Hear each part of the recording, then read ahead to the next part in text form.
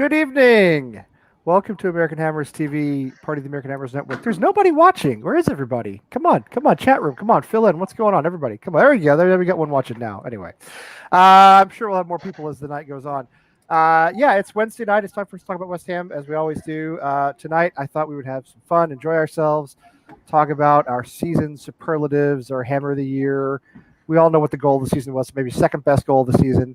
I don't know, all those things that you do at the end of the season. You know what I mean? Signing of the season, all that kind of stuff. We didn't do that last week. All right, we got off track last week. So this week we're going to do a proper wrap up of this fantastic season we just had, and then we'll talk about other stuff, whatever else comes up. I'll tell you, again today at my son's soccer practice this evening, another English guy comes up to me and wearing the shirt, hat and so forth, and he's like, "Oh, you must be thrilled with your season." And I was like, "Yeah, no, it's great season, really excited." And then he starts asking me about David Moyes, and I said, "Well, I think he's either signed a new contract or he's about to sign one." And I said, "So where are you from?" And he says, "Well, I'm from the south of England, but I'm an Everton supporter." And I was like, "Oh, well, okay." Like, I don't think Moyes is going back to Everton, but we'll get to that later. Anyway, you guys know what I'm going to say. Please like and subscribe. Tell your friends to like and subscribe. All right, your West Ham friends, your non-West Ham friends, it doesn't matter. Tell them all. Tell everybody to like and subscribe. Shop our shop, threadless.ahtv.com, or go to americanhammers.net and go to our shop there and get our cool American Hammers things. Get a flag. Get something with your supporters group's logo on it. I've got a great Merrimack Valley Hammers shirt that Alex from Mississippi did all our designs for us. They look great. There's Boston Hammers. I'm sure there's like DC or Maryland, Lucas. I don't know. DC Irons. DC Irons. Yeah, there's a good one there that he's done. James is proper West Ham, lives in East London, so he doesn't have a supporters group. But anyway, you can buy stuff from there if you want to. Anyway, if you want to be on the show, if you want to host, if you want to be involved with us in some way, find us on social, send us an email, AmericanHammersTV. That's Gmail, AmericanHammersTV@gmail.com. Yeah, that's an email address. I had to think about it for a second there. Yeah, just be part of it, let us know. So we might have some special guests drop by tonight. We might not. I don't know. But for the time being, we got a good crowd.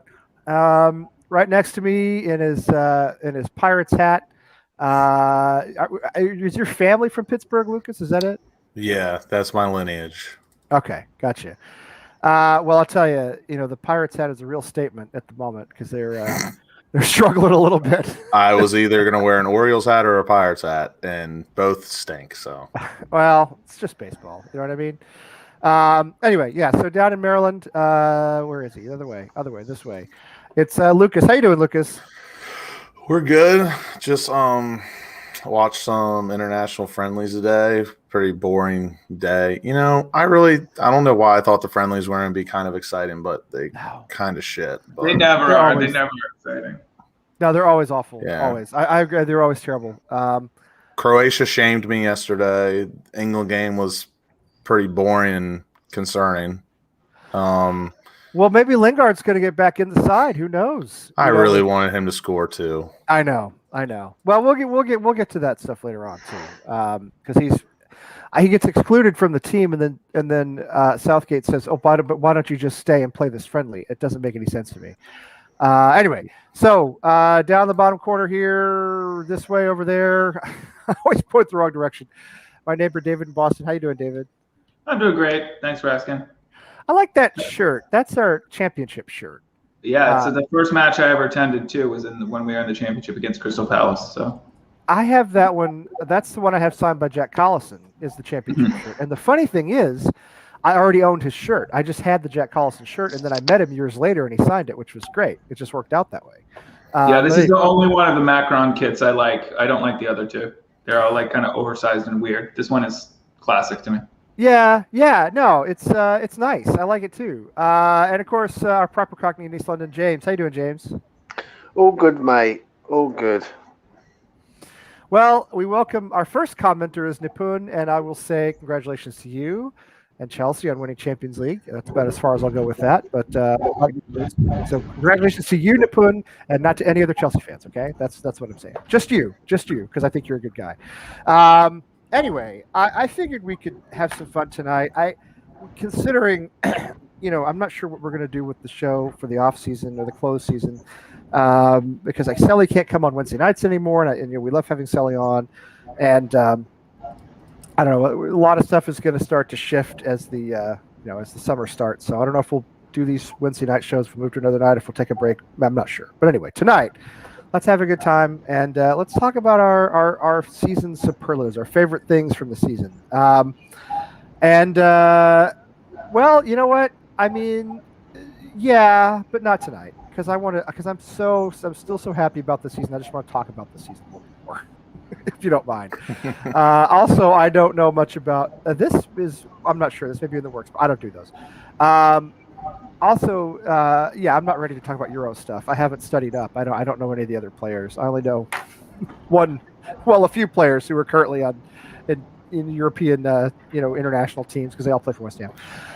Anyway, so yeah, let's just get it started. Simple as Hammer of the Year. Hey, Fo, nice to see you.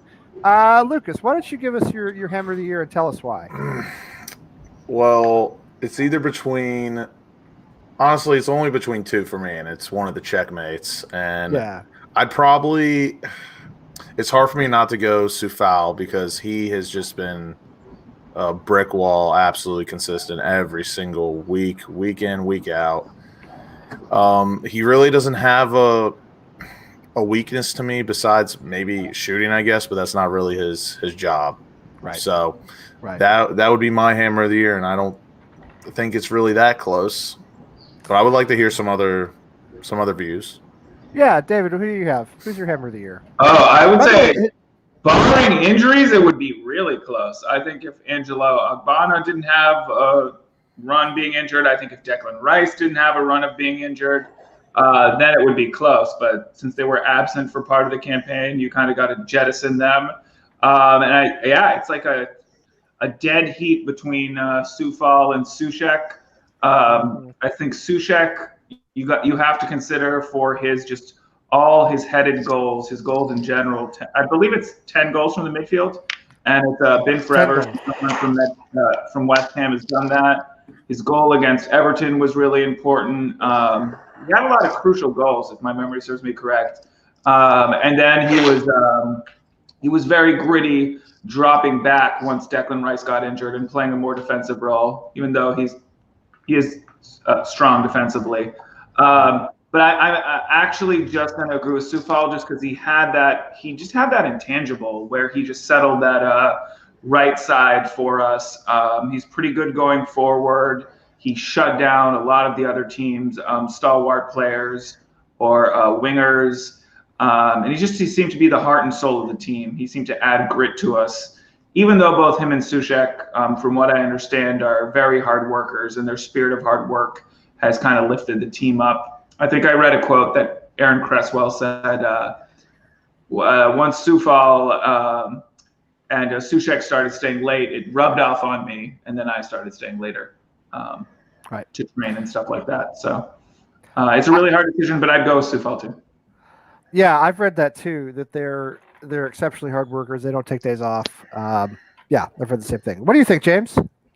I think Sufal, mate, myself, I think he's been top class, like Lucas said, and what David said, and also 5.4 million. He's come from a different league.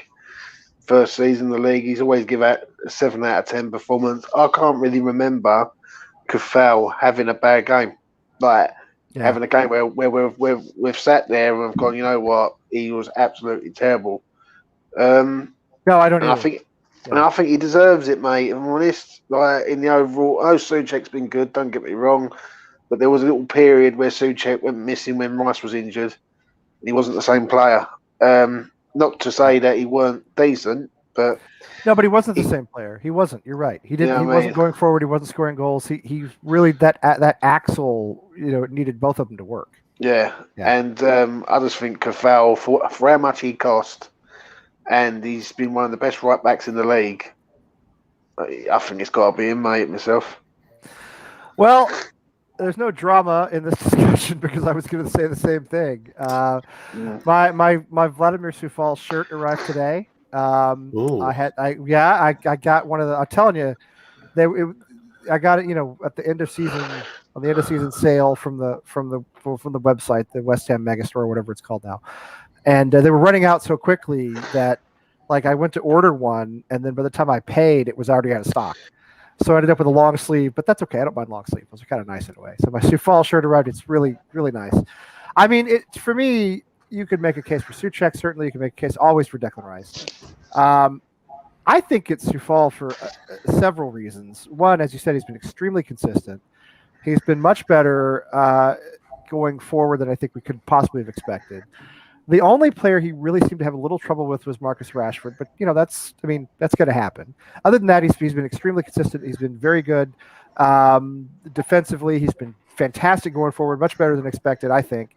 A lot of assists, a lot of involvement there. And I have to tell you, if for no other reason, then the guy takes the bus.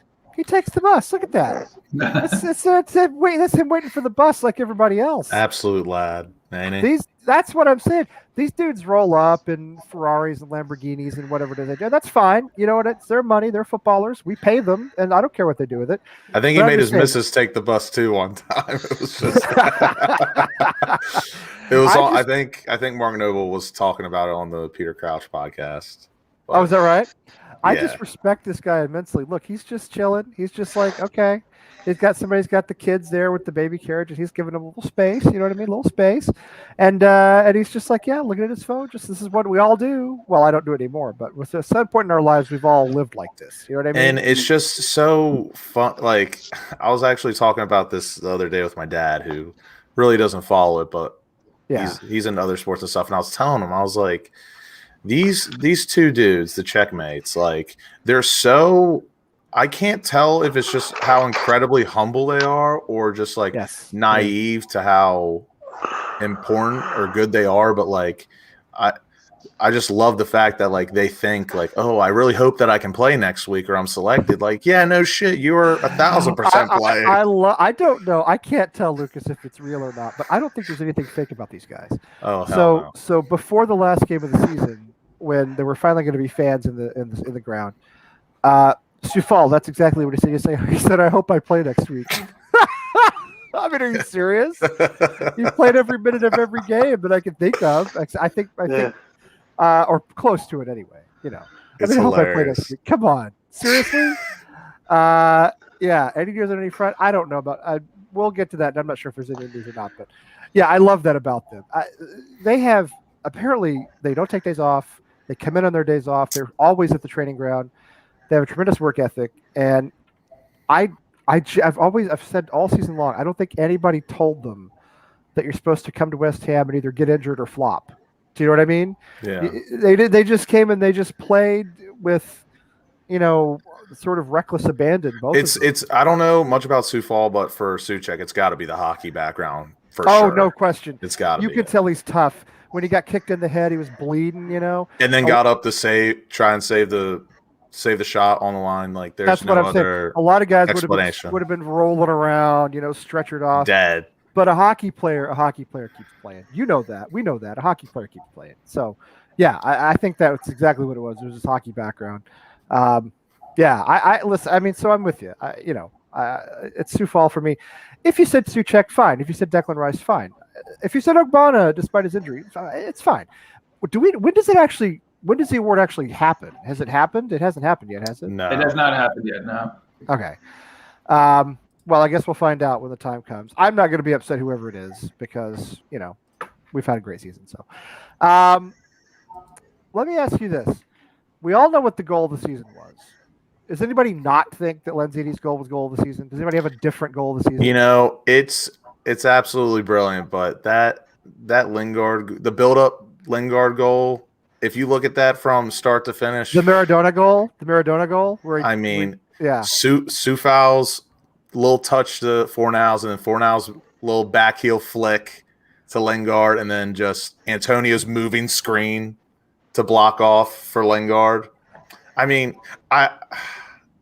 for me personally, as a team guy, that's a very, very close second.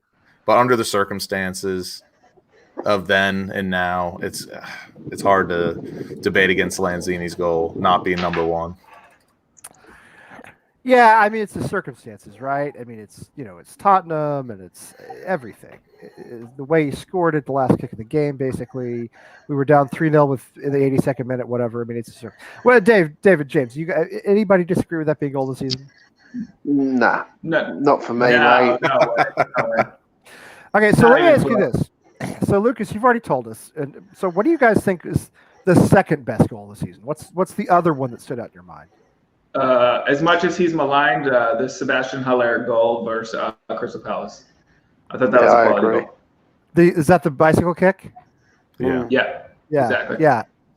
It's a great goal, and it's so funny when he was nominated for goal of the season. And I forgot he played for us. I was like, "Who is that?" Oh yeah, Allaire, yeah. It was an excellent goal. I always love a bicycle kick goal. So yeah, I agree with that. James, what did you think? I thought I agree with Dave, mate. I really do. I thought Haller's goal was great. Like if that's anyone else, like if that's Antonio doing that, we're all praising him to the hills. It's because it was Haller. I think everyone sort of got a bit like, oh, it's only Haller sort of thing. I agree with Yeah. Lucas with Lingard's goal. It was a good goal. He run through, but the Lanzini one, well, or that Lanzini Lives. one goes down in history. Do you know what I mean? That will stay there forever. Like Yeah. that goal going in the top corner in the 94th minute.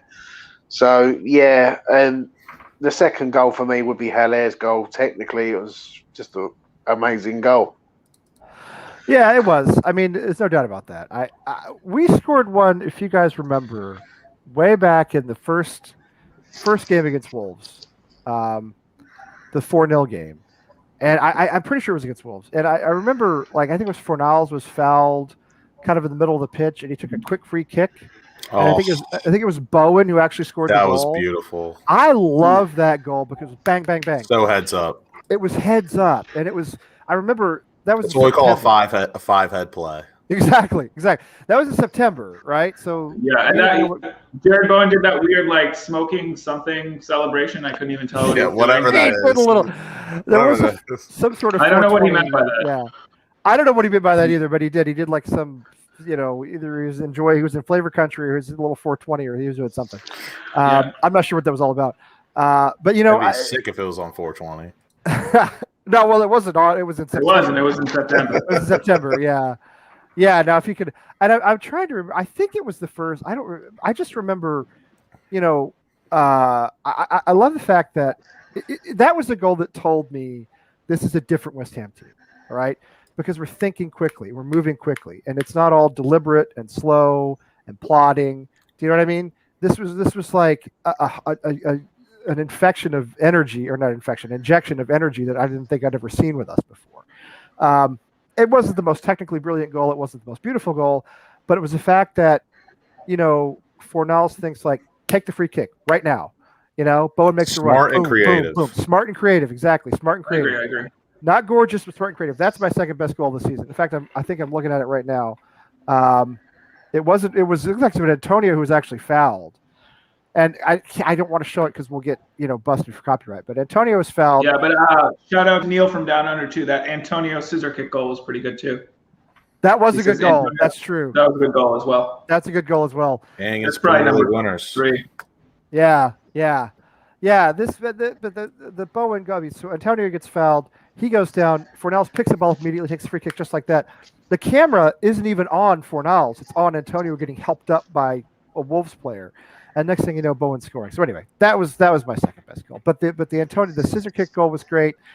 Allaire scored some really good goals for us. He did. I mean, he didn't really work out per se, but he did. He did score. He had one. I remember he was right on the end line, and he managed to sort of like bring the ball back in. And I can't remember exactly how. I can't remember who was against. He had a couple good like they weren't very like strong shots, but very nice like floating finesse shots top right corner. He had a few good ones, but I don't know. I still feel like I don't know. I just think at the time Allaire was not getting good enough service for. I mean, it's just how a season goes. We're completely different than what we were at the beginning.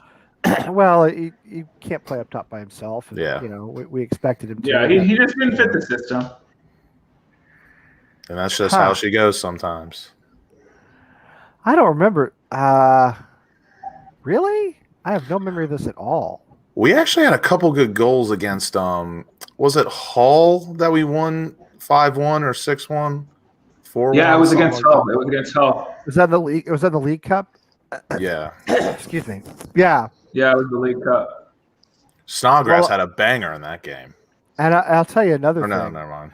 Tell you another goal that was not anything. It wasn't a beautiful goal, but it was when Dawson scored in the FA Cup against who was that? Which one was the tiny club we played? Stockport County. Oh man, I mean, I know we didn't go on to win the FA Cup, obviously, but the fact that we didn't go into extra time or penalties or lose to Stockport County, that made that goal very big to me. I'll tell you a goal that was good that don't really get a lot of mention is the first goal against Palace away with Fornell's Antonio and it went on to Suchek and Suchek scored the header. Now, if you watch that move before that started, yes, that was a brilliant bit of movement from Fornell's Antonio and Suchek to finish it off. And yeah, like it was an amazing goal. Was that when Antonio was right on the end line again? Yeah, and he controlled. Yeah, that was a great goal. Yeah. That was a great goal, actually. Yeah, great team goal. I must admit. Yeah, I agree. I just think that was just a good team goal. No, it was only I think Suchek was only about 6 yards from goal, but the move itself, the build-up play was excellent. Do you know what I mean? The build-up play was great, and I thought it showed Antonio's hustle and a little bit of skill from him too. You don't always think of him as being a skillful player; think of him as being an energetic player. Yeah, but it showed a bit of skill from him, which was nice. And even Lingard's goal against Arsenal, yeah, again that was a good goal, right? And then his goal against Spurs across the goalkeeper. Yeah, really good. Yeah, it was. I mean, we actually we had a first of all positive goal differential for the first time. Usually, I feel like we're really used to gritty, grimy hustle goals, but this year we scored some quality goals. You know what, Lucas? I think you're exactly right. We're used to mucker goals, as it say in hockey. A lot of set piece goals too, which we're not really used to. Yeah, that goal you're talking about, James. Yeah, it's Antonio against Palace. The ball is headed over the end line, and Antonio comes in and kind of stabs it back to Suchek. Fornells puts in a little bit of an errant cross, and Antonio stabs it back in, and Suchek heads it in. That's a beautiful goal. It's really nice, actually. And yeah, it shows a bit of skill from Antonio. Again, a guy you think of as being more brute force than skill, but it showed a bit of skill. So let's keep going. I mean, do we have a signing of the season? I feel like we'd just be wasting air talking about that. Or actually, no, never mind. I mean, if we're counting Aloni as a signing, it could be a debate. That's the question. Yeah, very good point, Lucas. Very good point. Yeah. Let me ask you this, right? Here's a question for you, because this is what I've been doing when I was doing the Hammers Poll stuff. How would you rate the summer transfer window and the winter transfer window out of 10? Oh, good question. Geez, I'd have to think about who came in. Yeah, I would rate the summer transfer window 8 out of 10. I'll tell you coming first. I'll tell you coming first, Dave. Hold on. We signed Kufal, Suchek, both on permanence. We loaned Dawson. We loaned Ben Rama. That was the summer transfer window. In the winter transfer window, we let Haller go. We got rid of Snodgrass. We loaned Lingard, and that's it. Yeah, I think it sounds counterintuitive, but I would give that winter transfer window still a 7 out of 10, because even though we jettisoned all those players and we dealt with that lack of squad depth, I think people forget the impact Jesse Lingard made those first 4 games where he played before the injuries actually struck. And how he just he allowed us to just break and score on the counterattack. He scored 2 goals against Aston Villa, right? Mm-hmm. Even though that poor goalkeeping was involved in 1 or 2 of those goals, but he still was a revelation. Then I forget what the next the game was after that. But did he score 2 goals in that game as match as well, or maybe it was only 1 goal? But there were just the first 4 games he played, he just led us on a run, which made us consider Champions League as a possibility. Then after that, I think the injuries took their toll, and that's why you have to knock down the rating for that transfer window. But overall, I mean, it was one signing, but it was pretty revelatory, in my opinion. I mean, the only issue I have with the transfer window is the volume issue, that we ended up with a very thin squad. I agree. Quality-wise, it was superb. I mean, Yeah. I don't think you could have done much better. Quality-wise, it was very close to 10 out of 10 to me. But when you consider we finished with not really enough players to, for instance, make the Champions League push, because to answer that, I'd probably give the summer transfer window. I'd probably give that 8 out of 10. Yeah. Just because at that point in time, we got some needed positions, but we still needed a striker. And then you have to take some points off for that. Yeah. Then the winter, Allaire leaving for God knows how much, I can't even remember, 25. I think it was 25, yeah. And we still haven't. I'm pretty sure we still haven't paid the installments yet. Oh, of course not. You know we're going to be paying that. It's the Bobby Bonilla plan, Lucas. With him leaving for the next 35 years, yeah. With him leaving us with one striker, signing Benrahma, I'd probably give that a 7. I think 7's fair. Yeah, it's the quality of the signings was superb. Particularly Lingard on loan was brilliant. And hopefully I don't know any news about whether we're going to keep him or not. I know that's all under negotiation. So, but as you said, we didn't fill holes. We didn't, we didn't bring in enough players. I don't know, James. What I think your scores, that 7-8 range, are very good because, again, quality-wise, it's a 10 out of 10 basically. Volume-wise, it's like a 5 out of 10. So you split the difference. Yeah, I agree. I agree. I agree with both Lucas and Dave on that. The summer transfer. Oh, James froze on us. He's got not a signing wrong, really. So I think. No, but they was both there on loan, John, last season. That's right. Before I come in, that's right. Suchet was on loan. Yeah. At the end of the day, the ambition of the club in January wasn't good enough. Bringing in Lingard, I agree. Lingard done amazing, and we can't fault him. He done well, but we still need another body in there. We needed a midfielder or a left back or a striker. We needed one more person, and we might have just got over the line for Champions League. And we still do. That's a good next question. If we had to have made one more signing that could have pushed us to Champions League, what position would you guys have signed? Me personally, it's easy to say striker. I'll go different though. I would probably say, actually no, I'm gonna stick with striker, even though that seems like an obvious answer. I'm gonna say midfield. Agreed. Yeah, because once Declan went down, that basically cost us Champions League. Because let's be honest, we all of us knew that they couldn't maintain that sort of every game work rate all the time and not have cover there. If we would have signed a midfielder, no, come on, Kieran, come on. Kieran, you know me too well. Go on, Kieran. Yeah. If we would have signed a midfielder, I think we could have got round the strike a bit because Bowen can go there, Lingard can go there, Antonio's there, so we've got enough striker cover. But I just think when Rice wasn't there, we weren't the same team. And I know Noble done well and Lanzini done well, but it stopped Souček to a point. And I think one midfielder, even a central midfielder, would have done it, like just someone on loan or something. But yeah, I agree. Midfield for me.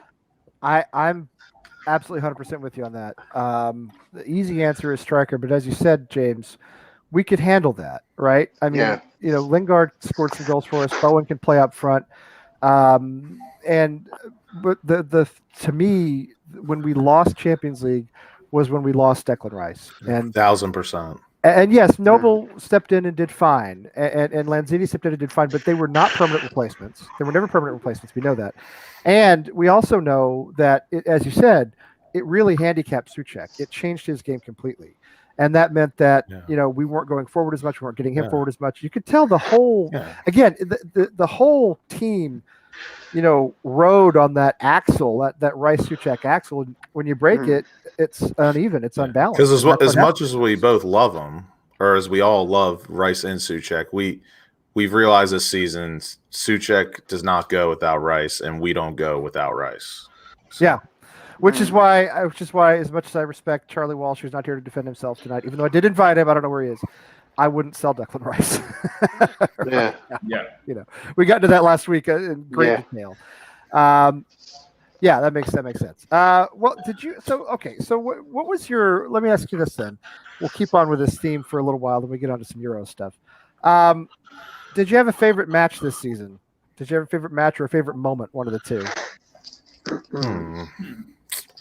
I think favorite moment you got to say the Tottenham 3-0, right? Because I don't think I've ever seen West Ham come from 3-0 down for a long time in like 10 minutes. Yeah. In 10 minutes. And let's be honest, after 15 minutes, I think a lot of West Ham fans would have turned the TV off and of course deactivated Twitter. But all right, we canceled our Peacock subscriptions here in the US. So exactly.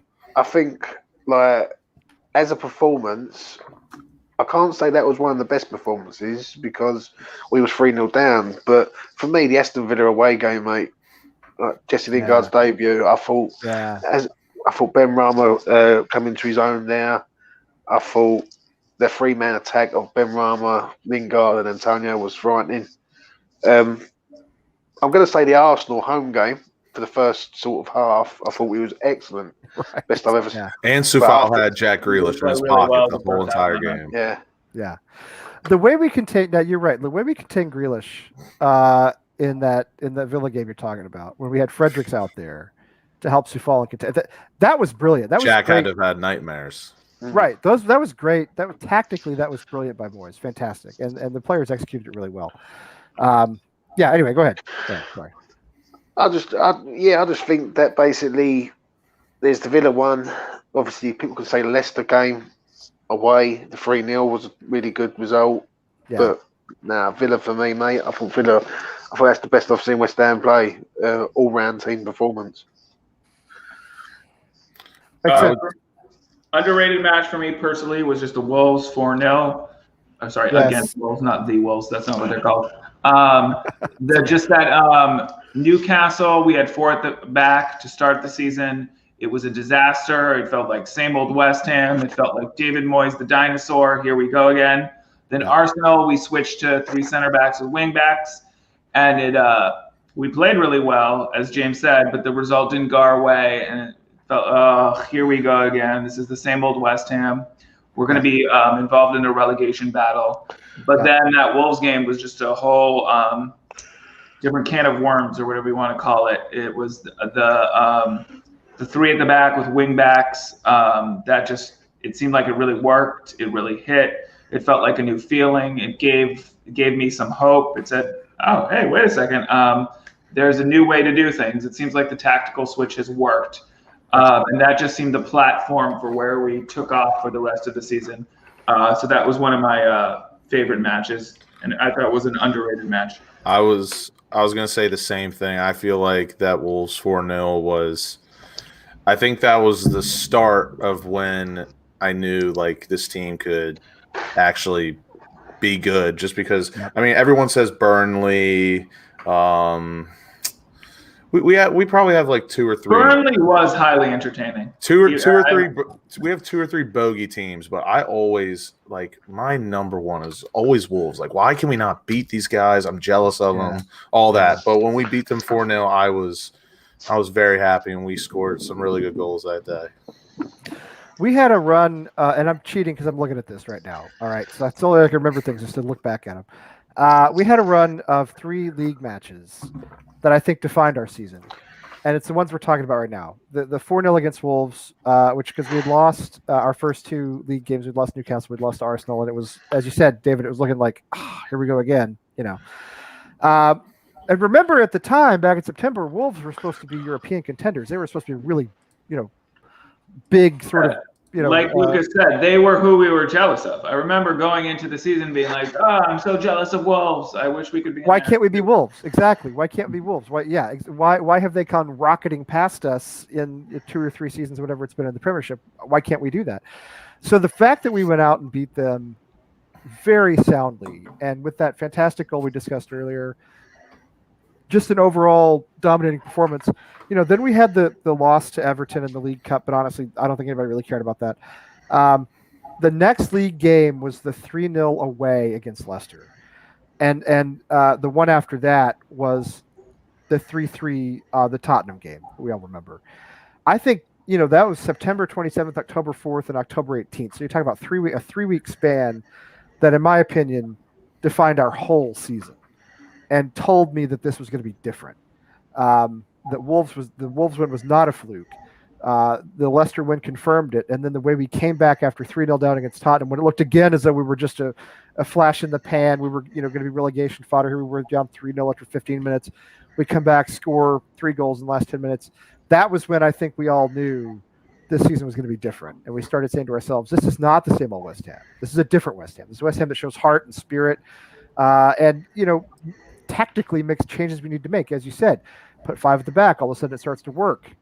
We're adapting instead of just doing the same thing over and over again and failing. I think it was those. I think it was the month. It was September, October, and from then on, we didn't worry about relegation. We didn't. From then on, it was more a sense of like, how far can we go, and the rest of the season from there to me was how far can we go as opposed to how far will we sink. So I'm kind of with you, David. I think the Wolves game was a massive turning point, underrated turning point. I think a game that don't really get a lot of mention is the Leeds away game. Another game where I thought we were. Oh, very good shout. Absolutely. Yeah, I mean, absolutely. Yeah. This is a Leeds team that don't stop running, and we outrun them that night, home and away. And I think that's a game that don't really get a lot of mention due to the fact there was so many better performances. But that's a really good. I thought it was an excellent team performance up there. Because honestly, usually Wolves was like my one team that I always had infinite respect for, just how they run. But let me tell you, so much respect for Leeds this year. Never changed the way they were. I know they were great watch. They were a fun team to watch this year, no matter who they were playing. They always gave it to you, no matter what. The only thing with that, though, Lucas, and don't be surprised if they're fighting relegation next year, though. Yeah. And I might sound mad, but I think a lot of teams might figure them out next year. Just like Sheffield. Yeah. Yeah, well, even Wolves weren't relegation threatened, but they certainly, took a tumble this season. Jimenez injured this year, but that injury to Ralph Jimenez just completely sunk them. Torpedoed that season. Yep, it sank them, I guess. He's not quite a world-class striker, but almost a world-class striker. And so much of their offense ran through him. So to lose him, I think, was just kind of a death blow. It was devastating. No, I agree. It was devastating. And Leeds, James, I think that makes a lot of sense. Everybody talks about the genius Bielsa, and I do think he's a good manager. Don't get me wrong. Chris Wilder, the genius. I could see Leeds. Struggling. Of course, who knows what. Well, I think it depends on who Leeds signs. We don't know anybody's signings right now, so it's hard. I think it's hard without knowing the signings to predict how they'll do. We don't know who comes back injured from the Euros. We don't know who gets signed. We don't know anything. There's no way to make predictions right now for next season. In my opinion, it's way too early. But it is one of those. You could be looking at another Sheffield United type, situation there. Yeah, I don't know. I mean, so overall, obviously, we all enjoyed the season. It was, it was brilliant, and I think we've gone over our favorite moments and so forth pretty well. Let's talk about. You guys want to talk about Jesse Lingard a little bit? Sure. So I'll talk about him all day, Lee. I read, conflicting reports all the time, but the bulk of what I read is that he wants to be at West Ham. West Ham wants him. You know what I mean? It's like the old Howard Jones song, and you want her, and she wants you. Do you remember this one? No one is to blame. It's called No One Is to Blame. Anyway, Before my time. and it's before everybody's time here. I realize that. I know. I'm old, and I get it. Maybe somebody in the chat remembers Howard Jones, but anyway. But what I'm more interested right now in is the Euros, because Gareth Southgate says to him, and I don't get this at all. Gareth Southgate says, okay, you're not in the team, but, oh, hey, why don't you hang around and start tonight in this friendly against Austria? Why are you starting a player you've already told to go home? I don't get that at all. Can anybody explain that to me? Is this just something I don't understand because I'm American? The only thing I can think of is that he is not confident in the players that are injured. That's the only thing I can think of reasons why he's there.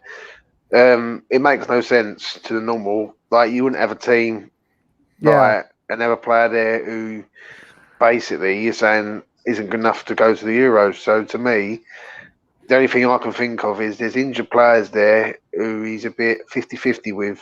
He's like, you know what, I'm going to keep them here on side, because if they go. But when he said he wasn't, I mean, has he officially dismissed him, or could he bring him back? I mean, technically, I don't think so.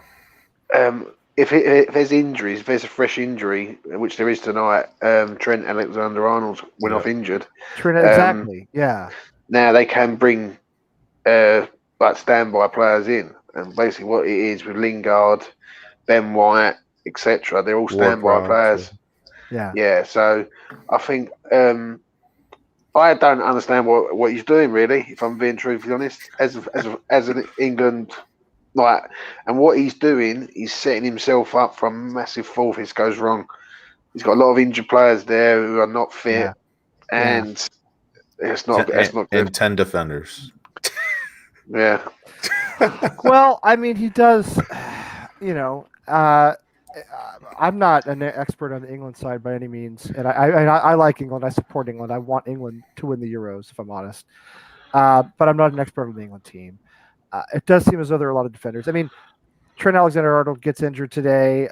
I don't know what happened. I'm not sure what the extent of the injury is. It didn't look good, right? Non-contact injury. Those are always scary. Those tend to be the ones that, the body just breaks down and the guy's out for, months.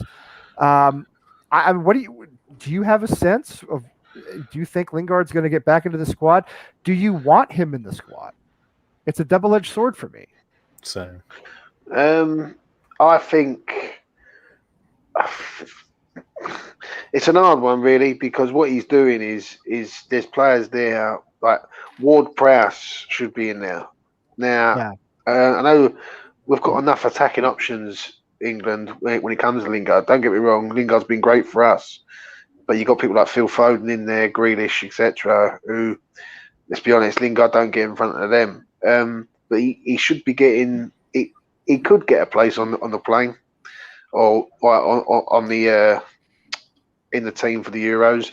But it's a very dangerous game that he's doing, Southgate, and what he's doing is he's putting people like Jordan Henderson there, who's hasn't played for 3.5 months.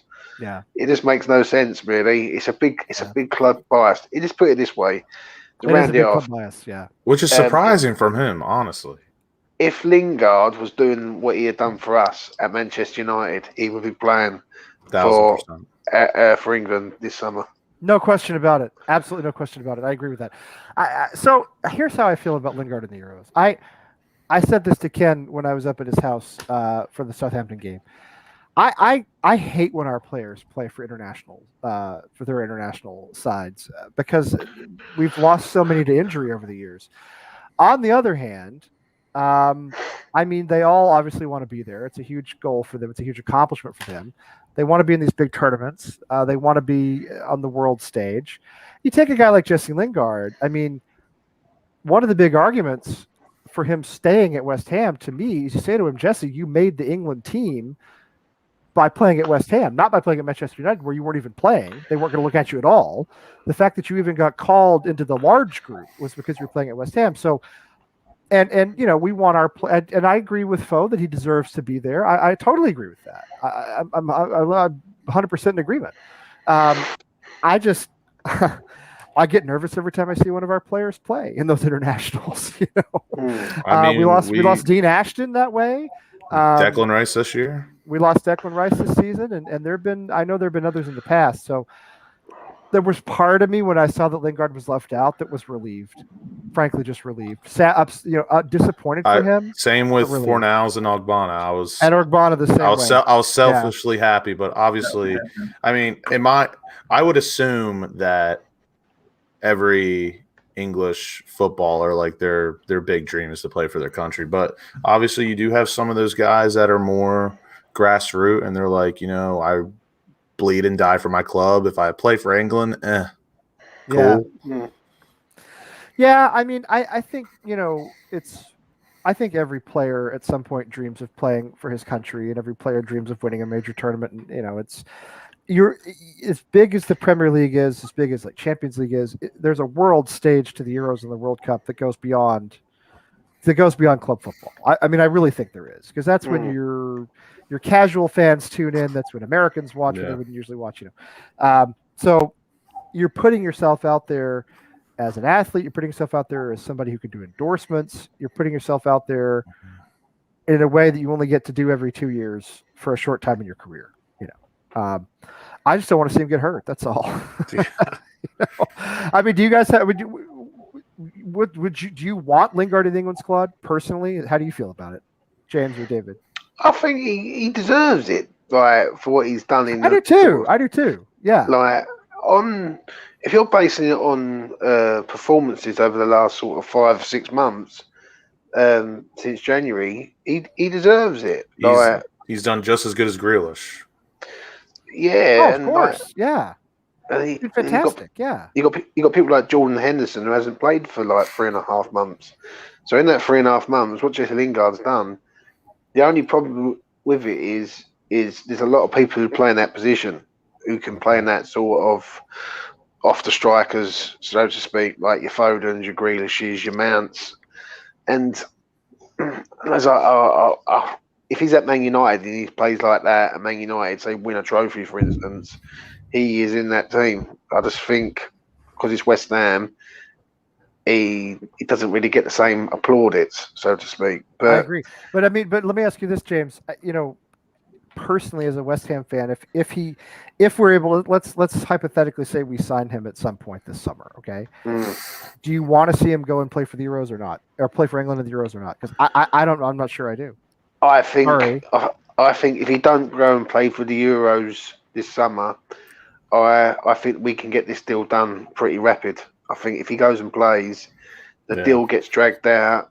That's a good point. Yeah. If he performs at the Euros, then a lot of other teams will take a lot of notice, and then our chances might be gone. Do you know what I mean? Selfishly, from a West Ham point of view, I don't want him to go to the Euros. But as a man, and for what he's done for the club, you've got to respect that he deserves to be there. I agree with you completely. It's a personal, selfish thing that makes me think what you said, which is, he doesn't go. He wants to stay at West Ham. He stays healthy. He signs. We have him next season, and there's no, it's not a situation where he goes and plays lights out at the Euros. Manchester United want him back. They're going to charge us more. All that stuff, or he gets injured. Something like that. I don't know, David. What do you think? Do you have feelings? Yeah, I totally agree with everything that James said. I also think I'm not a fair person to judge this. I'm not English. I'm not big into national team soccer, even though I grew up. My first introduction to soccer or football, whatever you want to call it, was because my mom is Italian. Watching the Azzurri, watching the Italian national team. Yep. But club soccer has just come to dominate all that I watch. To me, that style of play is superior. So I'm in the boat with you and Lucas that I don't want to see any West Ham players injured on international duty. I do agree with James that it's way more beneficial for West Ham if he doesn't play in the Euros, so then we can get him signed earlier, and he doesn't impress in the Euros, so then his price doesn't go up. I also totally agree with James. He deserves a spot. I agree the players ahead of him, Foden and Grealish, probably just on any given day would play better than him. but he's done so well since he signed for West Ham. He deserves a spot, especially because they have so many right backs in the England squad. But I don't understand that. But Four to be exact. that's a whole other question. I do think that on one hand you talk about, it's a risk that he leaves if he does great in the Euros, and he puts himself in the shop window. On the other hand, we can also say to him, the club can also say to him, look, Jesse, as I mentioned before, you're only in the England side because you came to West Ham. Like, you wouldn't. I mean, it's not because you're not a good enough player. You wouldn't be in the situation at Manchester United because you weren't even playing. They had no faith in you. We put the faith in you.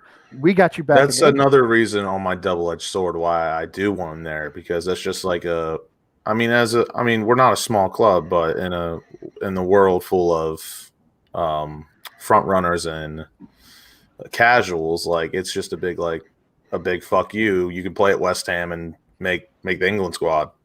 Yeah. I mean, Declan Rice is kind of a given in the England squad, which is great. I think we also have to prepare ourselves for the fact that he probably won't be a West Ham player for the next, 10 years. I hope they can hang on to it for a little bit longer. But Lingard is an example of a guy who is out of the England picture altogether, comes to West Ham and gets back in it with us. That's really rare. That's not a normal thing to have happen, So between that and Europa League, I think it's a way for us to go to other players and say, hey, look what we've done for Jesse Lingard and what he's done for us. It's not, it's a mutual thing. I think it's part of our sales pitch. On the other hand, don't want to see him get injured.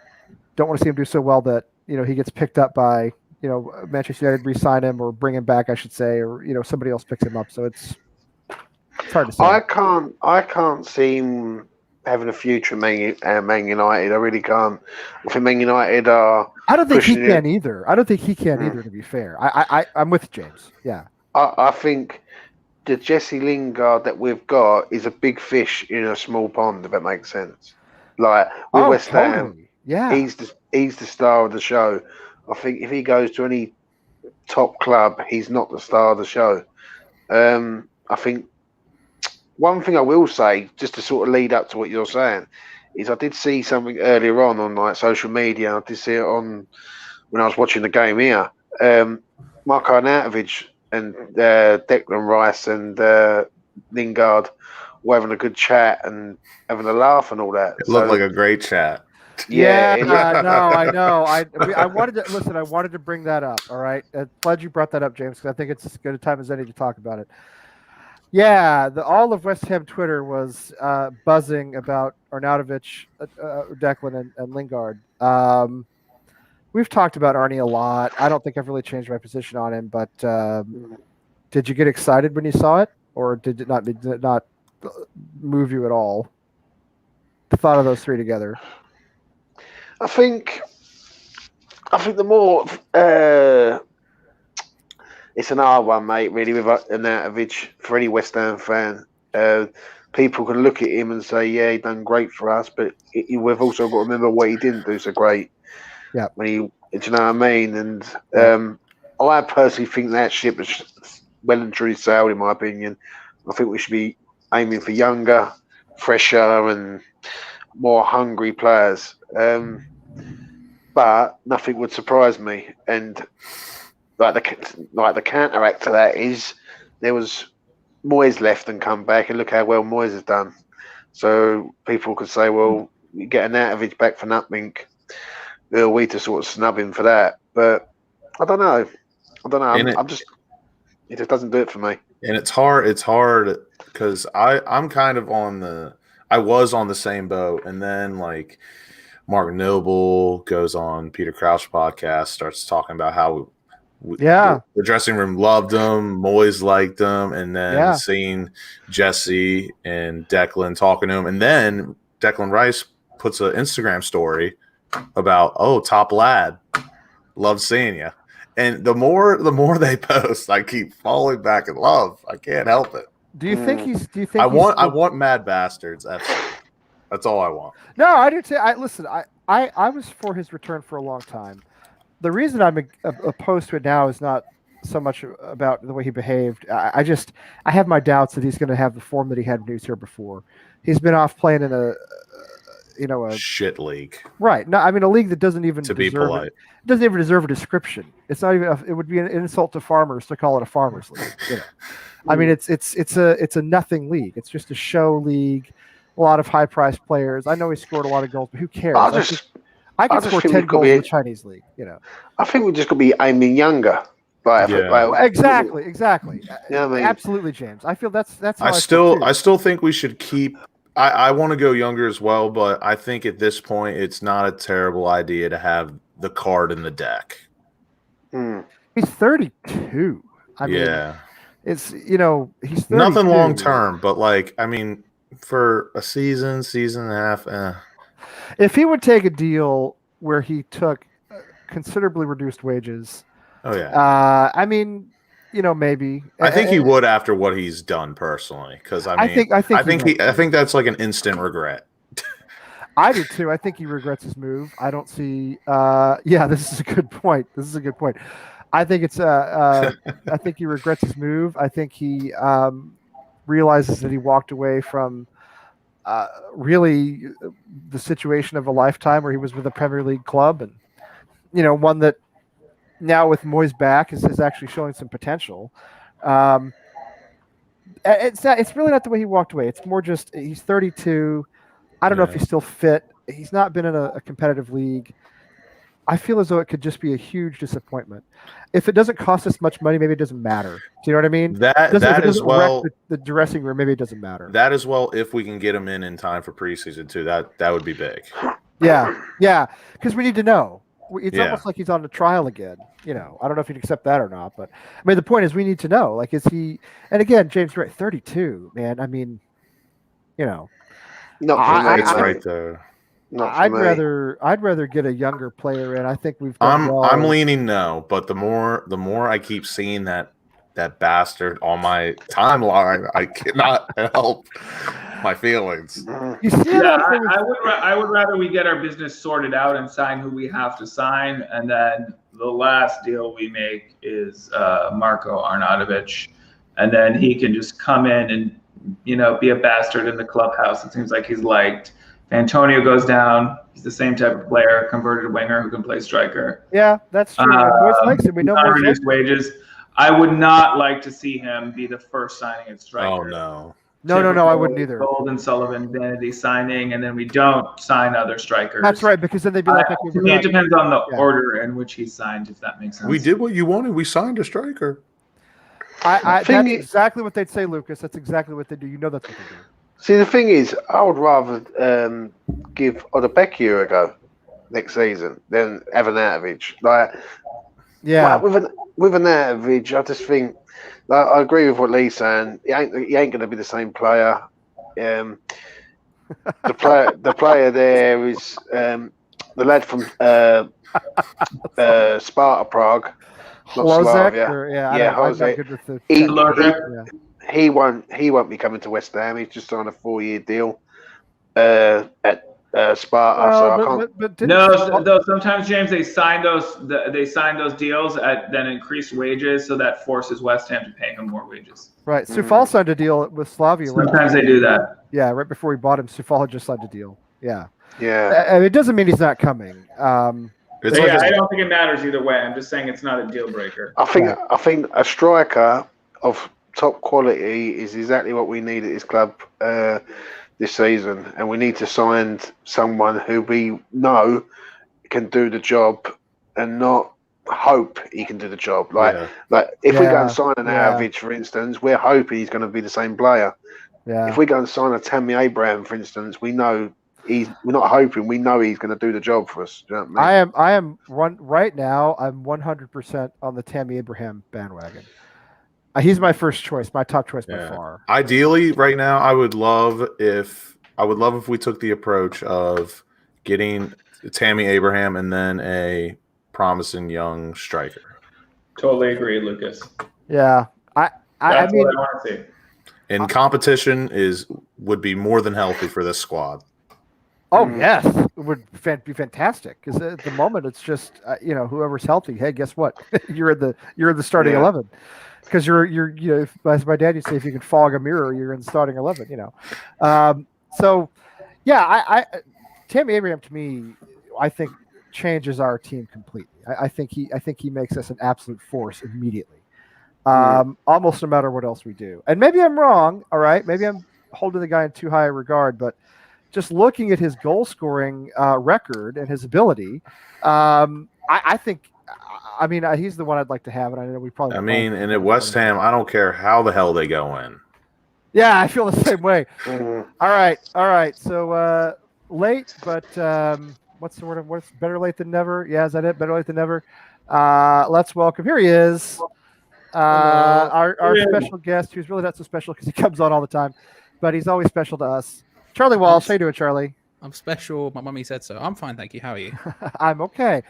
Thank you for coming on. I watched you defeat Frankel in that Family Feud thing that Russ did on his channel. Listen, it just happens. Do you know what I mean? I mean, when you step to the king, you best not miss. Then he missed yet again. It happens. It happens sometimes. But he knows those dude perfect guys. Did he ever tell you that he knows those dude perfect guys? I've heard through the grapevine he knows those dude. He brings Did you know that Bellingham kid, who the English kid, is only 17? Did anybody mention that yet? That Bellingham is only 17? I didn't hear it once. Lucas, do you remember? You got to remember this when Jerome Bettis played the Super Bowl with the Steelers. It was his last game, right? When I didn't know that he was from Detroit at all. Right. So the game was played in Detroit. All right, and this was Jerome Bettis' last game as a football player, and he won the Super Bowl with the Steelers. And it turns out that Jerome Bettis is from Detroit, and he played his last game in his own town. And I can't tell you how many times we heard that over the course of 2 weeks. David, I also didn't know Tom Brady was 43 years old. Oh my God! Well, yeah, we know that his pliability is excellent. The whole Jerome Bettis. I still joke with my friends about this. But did you know Jerome Bettis is from Detroit? He played his last game in his hometown. It's the same with is it Jude Bellingham? Is it Jude? Is that his first name? Yeah. Yeah. Have you guys heard he's 17? Yeah, he's 17. Hard to believe, huh? Yeah. Would never have known if they didn't say it. Right, and Tom Brady's 43. So, two things you learned tonight are that he's 17 and Tom Brady's 43. Yeah, anyway, I have no idea. I have no idea what I was talking about before Charlie came on. All right, I'll tell you what, Charlie, we all did this. Why don't you do this for us real quick, all right? Why don't you run down, and while we take a little breather, why don't you run down your Hammer of the Year, your non-Lanzini goal of the season, or if you don't think that was a goal of the season, then give us another one. Sure. And your favorite moment or your favorite game from the season. Okay, Hammer of the Year for me is Thomas Suchek. Okay, we all went Sufal, by the way, but I would not be opposed to saying Suchek was a close second. I would not be opposed to that at all. I think for most people it comes down to Suchek, Rice, and Sufal. It does. It does. I understand. Yeah. I understand the arguments. But for me, it's Thomas Suchek. Yep. I can't imagine what this team would be like without him. Unreal player. I said this on Hammer's chat the other day. Whenever I did that video earlier, I don't remember. All the days have blurred into one. But the idea of I thought after Suchek's first season, after that 6 months, I was like, I hope he keeps up this kind of form, but I didn't have any hope he could be that good again. I thought this guy's getting goals, this guy's defending brilliantly, he's doing it all, and I just didn't have I was like, I don't think that will carry on. But I hope he maintains good levels. He's top goal scorer this season. He's done incredibly. He hasn't missed a game. He's just been unstoppable. It's wild to see. The only thing I don't think he's great at is he's not an unreal passer of the ball, but that doesn't really make a difference. Doesn't have he's so to be, good though. at basically everything else that it makes sense, right? So for me, I'd say Thomas Suchek, although I fully understand the arguments for everyone else. And actually, fair enough. On Two Spanners One Hammer, the Hammer Chat Patreon exclusive podcast. Shout out Ray if he's in the chat. I doubt it because it's whatever time in the morning. But you're here. James is here. Where's Ray? Come on, Ray. Us Hugo men are built different. We don't sleep. Exactly. Come on, Ray. Where are you, Ray? We need you. Come on. Let me down. Yeah. One of the things we did was underrated player of the year. And for me, he's not in the player of the year conversation. For me, there's only two people in player of the year conversation. It's Rice and Suchek. But I think Aaron Cresswell has been incredible. And I keep wanting to shout him out. Glad you brought that up. He's got the most amount of assists and he's been playing in all these different positions. And again, without him, we would be totally screwed. And I sort of want to give him props. Most improved player by far. Most improved player by... that's a good way to put it. Most improved player. He's gone underneath the radar and I just sort of want to make sure I I'm keep with you, shouting it. and I love Cresswell. And all last season, when I was slating him, I always preceded all my nasty criticism by saying, "But I love him because I Yeah. do, and he's been a great servant to the club. He just had a horrible season last season, but I love him as a player, and I'm so glad he's back, and I'm so glad he succeeded. It makes me very happy. Yeah. I still think we need a new left back, but that's beside the point. For the Yeah, time it's being. a different. Yeah, well, different hope, discussion. hope he doesn't have to do it. What were the others? Goal of the year. I didn't actually say Lanzini. I said Lingard against, who is it? Was it Villa? That one? I was like, I think it was Villa. Is that the Maradona goal? Is that the? Yeah. I said that as well. Yeah, Lucas said the same thing. Wolves. It was against Wolves. Yeah. Whoever, James would know. James is a fountain of knowledge of these things, and I respect. He is. I don't keep that sort of that stuff. Does not stick in my head. Whereas I see the goal, James lives it. You know what I mean? I can't remember anything. All night I've been looking stuff up here in front of me because I can't remember anything on my own. Yeah, I have no memory for anything. So yeah. Anyway, what's your name again? No, sorry. Charles. Frankel is your name? Frankel. Anyway. Yes, I know. Dude, perfect. Did you know that? I forgot how old is Jude Bellingham, Charlie? He's 42, I think. Was it 42? I don't remember how it's all working out anymore.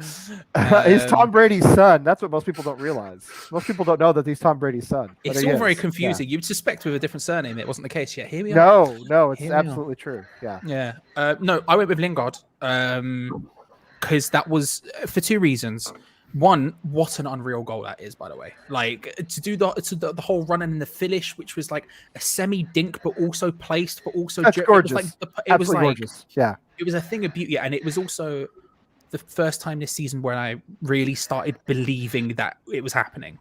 Like before that, I was like, "Oh, we're doing really well," but I'm a bit concerned we're going to fall off in a major way and we'll end up coming 10th or something like that. But I was like, "It's going well," and all this other stuff. And then that goal happened, and I was like, "Oof." I think we might get Europe. Like before that, I was like, nah, there's zero chance. But now I'm like, and I don't like believing that highly usually. Don't get me wrong. I like believing and thinking positively, but I don't usually go that far. And I was Lee, I was going to tell you with the Lingard signing, when you mentioned the one song that you don't think we knew, I've already shut off in my brain that Jesse Lingard isn't coming, and the song that resonates with that for me would be, is it Something Stupid or Stupid Love, Frank Sinatra? Oh, saying something stupid like "I love you" or yes. something like that. Yeah. That's how I feel. Yeah. No, that's good. That's good. Yeah, it's something about saying something stupid like "I love you." Yeah, that's how I feel about Jesse Lingard too. Yeah.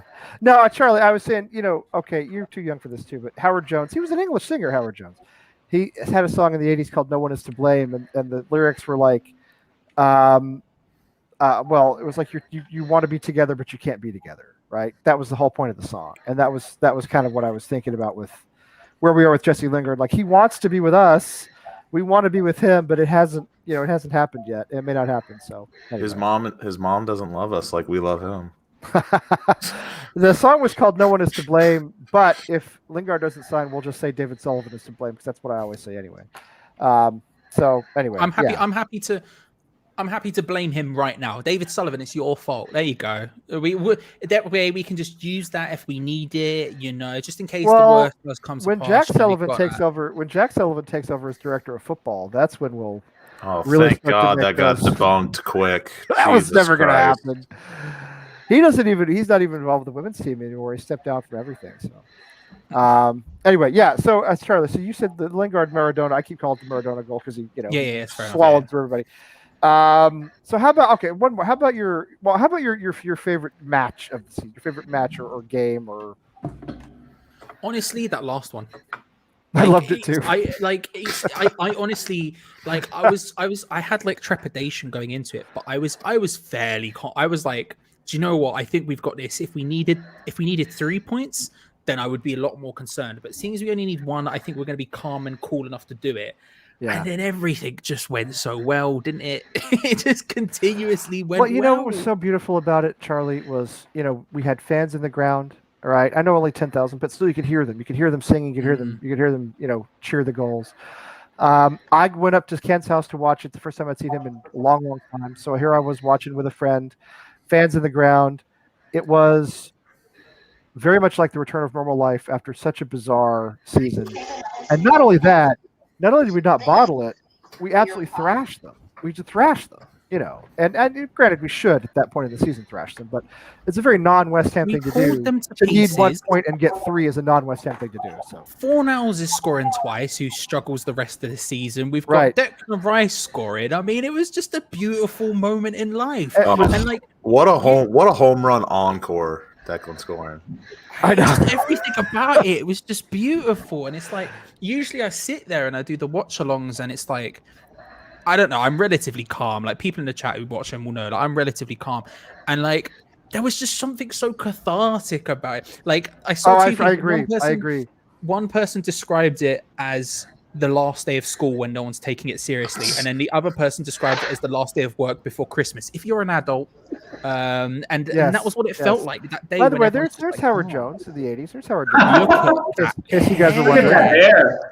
There's Howard Jones. He's got the flock of seagulls haircut going there. I mean, we've got the hair, Yeah. but importantly, we've got a shiny gold jacket as well, which is It something looks- that I think we need to look at a little bit. I you gotta know? tell you, I liked him. I thought he was pretty good. Yeah, and there was this girl I had a crush on in middle school who used to wear a Howard Jones button on her denim jacket, so that probably influenced me somewhat too. Big, tall, blonde girl. Anyway, which explains why my wife is not big, not tall, and not blonde. But anyway, yeah, I listen. The Southampton game was a pure joy. It felt like an emergence from, a long tunnel of sort of uncertainty and I don't know, grief in a way, and it just felt great. Left me wanting more. Yeah. It's the first West Ham season I think I can remember ever that has left me wanting more. Even the Payet season, the way it ended, we kind of flopped at the end. Then there was a question of like, does he come back? It was all, we were moving out of the Berlin. This is the first West Ham season I can remember that made me think I want another game next week instead of I'm glad that's over.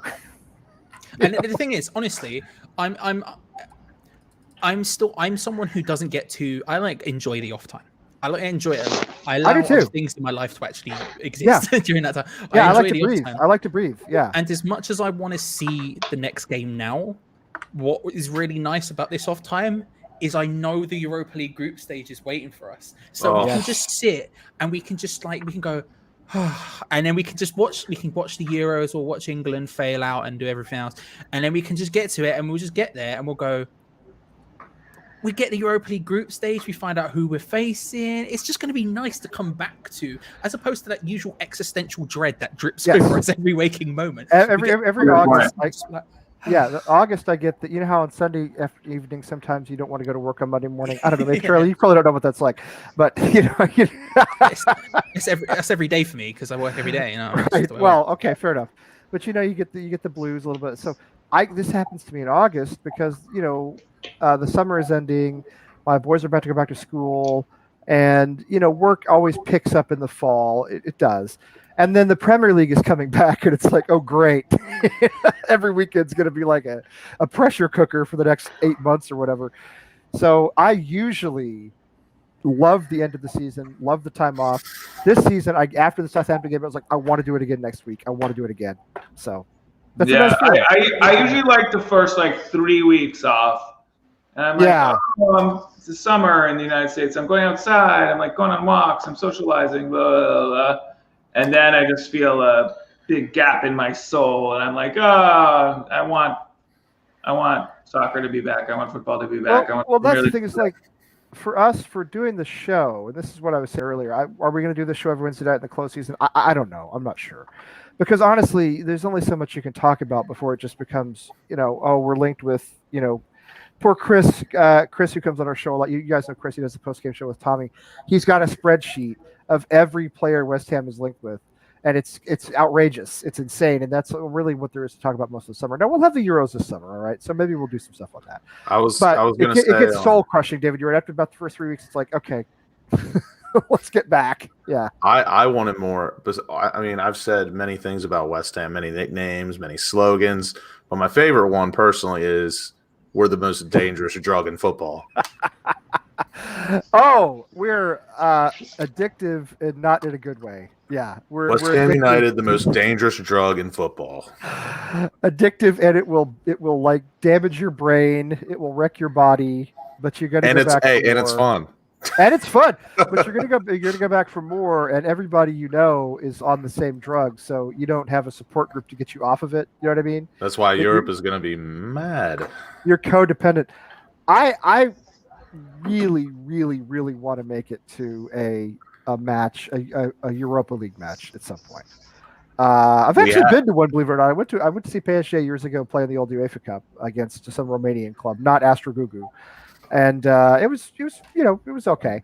But West Ham in Europe, I mean, beyond belief. So I'm really going to try to even make even the Celtic preseason friendly would be a fun time. Well, somebody asked way up earlier about what we thought, and I don't remember who it was, about what we thought about. Oh, here it is. Jesse was asking about what we thought about the fixture of Celtic. I mean, I don't pay much attention to preseason in any sport. It doesn't really interest me all that much. Obviously, with West Ham, you just want to see, are our players healthy? You get a look at some of the young guys, see how they perform, see sort of how we're looking going into the season. But do you have feelings about Celtic in particular? I think Scottish football is just not very good, so I don't really care about Celtic. I'm excited. I think Celtic's decided Celtic are in a really, really interesting place because they've basically slept walk for like 5 years because they've had no competition, and so they've built a squad which has like some real nice pieces in it, but a lot of it is just like, Whereas usually Celtic can go into the Champions League and sort of compete in the group stages, but never ultimately make it through. But right now it's like. Okay, so but in general, as a preseason friendly, I mean, I love preseason friendlies because I just it's the one time we get to see youth players. It's the time when everyone's full of optimism. I love watching them. I'd rather see that than some bullshit. I don't know. I just feel like that is a lot more intriguing matchup than Celtic has a name. They have a name, and they're popular all over the world, and you know who they are. And we're going to their huge ground, who have a lot of fans, and it's going to be one of the bigger games where they've had in the short period, so they're all going to be hyped for it. There's going to be an atmosphere in that they usually wouldn't be at a preseason friendly. This is going to be. Here's the thing, Tommy. That's going to be all of the European games this season. That's what I'm saying. This is what I'm saying. West Ham on tour. The continent doesn't understand. The continent does not get it. They're not ready. They think they're ready. They're not ready. They're not ready. All right. This is not Chelsea or the plastic from some other big. It's unexplainable. This is a different level, and they just don't know what's coming. I was speaking to someone I know through work who's a West Ham fan, and he was like, "Oh, have you heard about that?" He knows I do video stuff for West Ham, but he doesn't know how clued up I am or whatever. So we talk average people. That's always the best. Yeah, and so he was like, hey, did you hear we might have a friendly against Celtic? And this was the day after it got confirmed. It got confirmed. He was like, oh, it got confirmed. Good, because I've already booked my tickets and all mates. We're all going up there and getting pissed. And I'm like, he's already in that stage where he's in the mood to just go. And I think it's such a cool club to be facing in terms of the euphoria of fans being back and everything else. It's good. Yeah, it's good. Even honestly, Leyton Orient I think is also cool because I mean it's a derby, Yeah. Why are they called Orient? And in the past, West Ham fans used to go to Leyton Orient matches. Yeah. And kind of semi-root for them. Wait a minute. Who's the owner of Leyton Orient?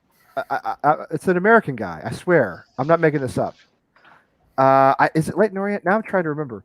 Is it not Thingy's dad, Eddie Hearn's dad? I think you might be right, Lee. And I think they've had some major financial problems in the last 3 to 4 years. Because it was. Correct me if I'm wrong. It was Eddie Hearn's dad. They've almost gone. Oh no! Okay. Wow. It's a guy named Nigel Travis. All right, he's English, but he was the CEO of Dunkin' Brands, as in Dunkin' Donuts. David, every street corner in New England has a Dunkin' Donuts. Yeah, in Massachusetts. Dunkin' Donuts is everywhere. So he was the CEO of Dunkin' Brands from July 2009 to July 2018. I'm pretty sure he lived here, at least for a while, because a good friend of mine who teaches high school in Belmont, Mass, had his daughter in his class, or child. I think it was a daughter, and it was 2 children. It was the girl's oh yeah, my dad owns Leyton Orient Football Club. which nobody knew anything about except my friend Eric, who supports West Ham and he likes English football, and he's like, But yeah, the dude was like the chairman of Dunkin' Brands, and his daughter like went to Belmont High School, so something along those lines. He was a nice guy. He didn't say your dad is doing a terrible job. They're almost into administration. I mean, Eric has an opinion on everything, so I'm sure there was a lot that he did not say. I have no doubt about that at all. Yeah, but anyway, he led a consortium to take over the club in June 2000. Mark, that's a good shout. But it looks like their troubles were under this owner, Francesco Becchetti, because it's a Daily Mail article. It's from 2017. Says $5 million of debt, 9 sacked managers in less than 3 years, and unpaid tax bills.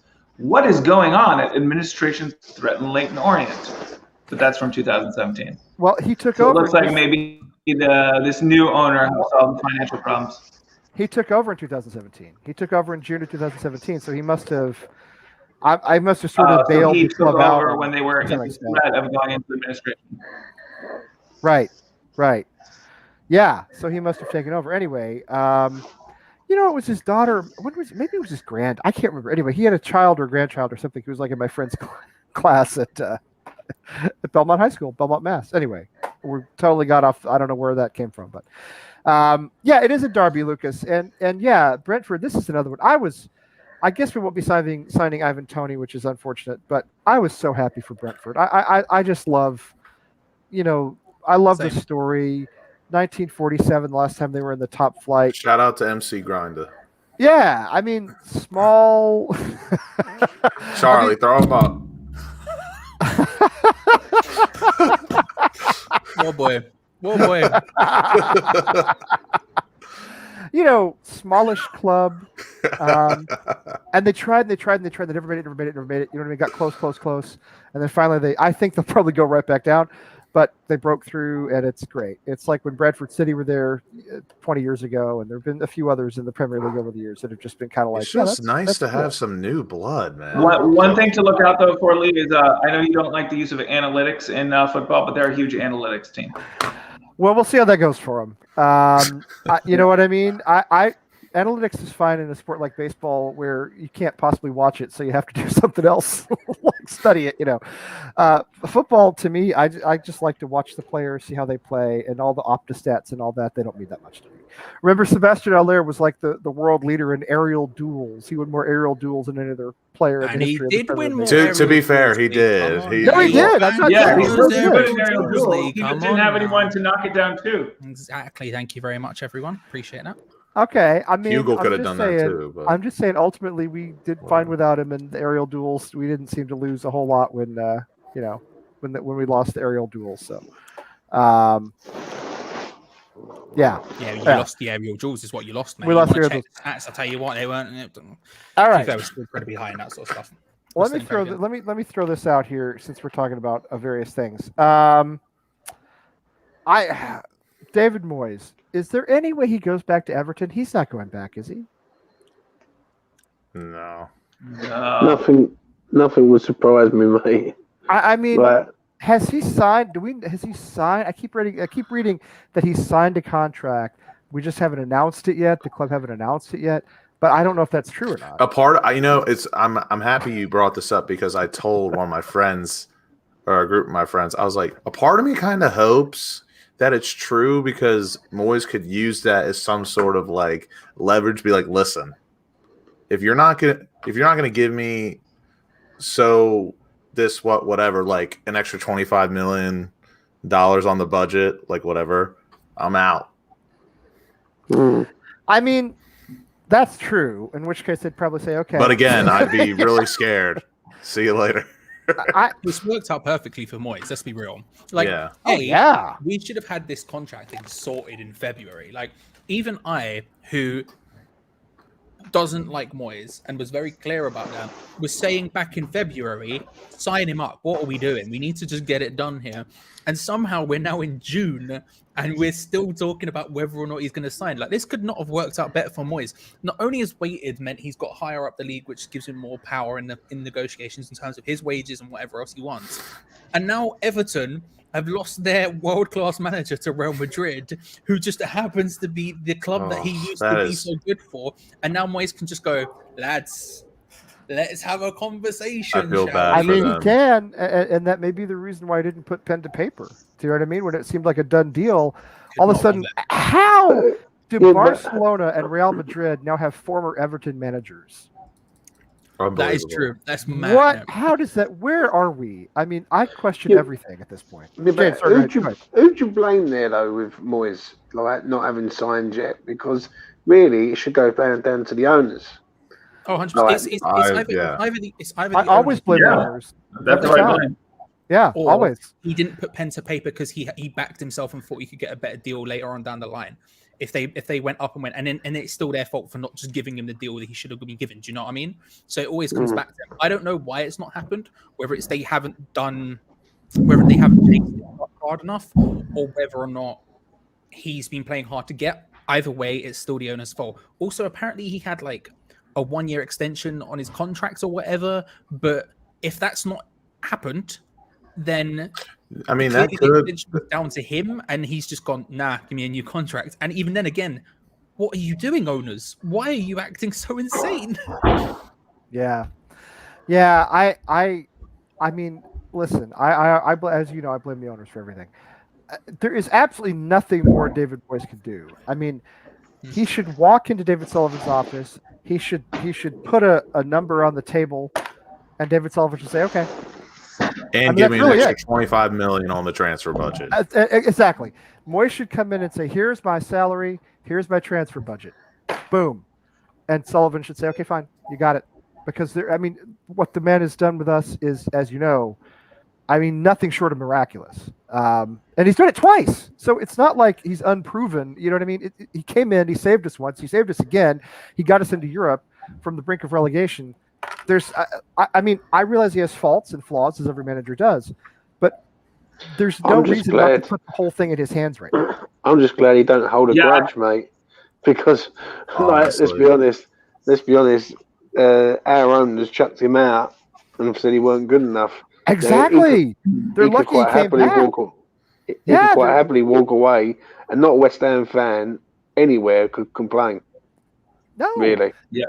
I wouldn't listen. With our owners, I wouldn't complain if any manager, player, staff member, scout, which we don't have, walked away. I would understand completely. Honestly, we're the only people as fans who aren't probably considering walking away.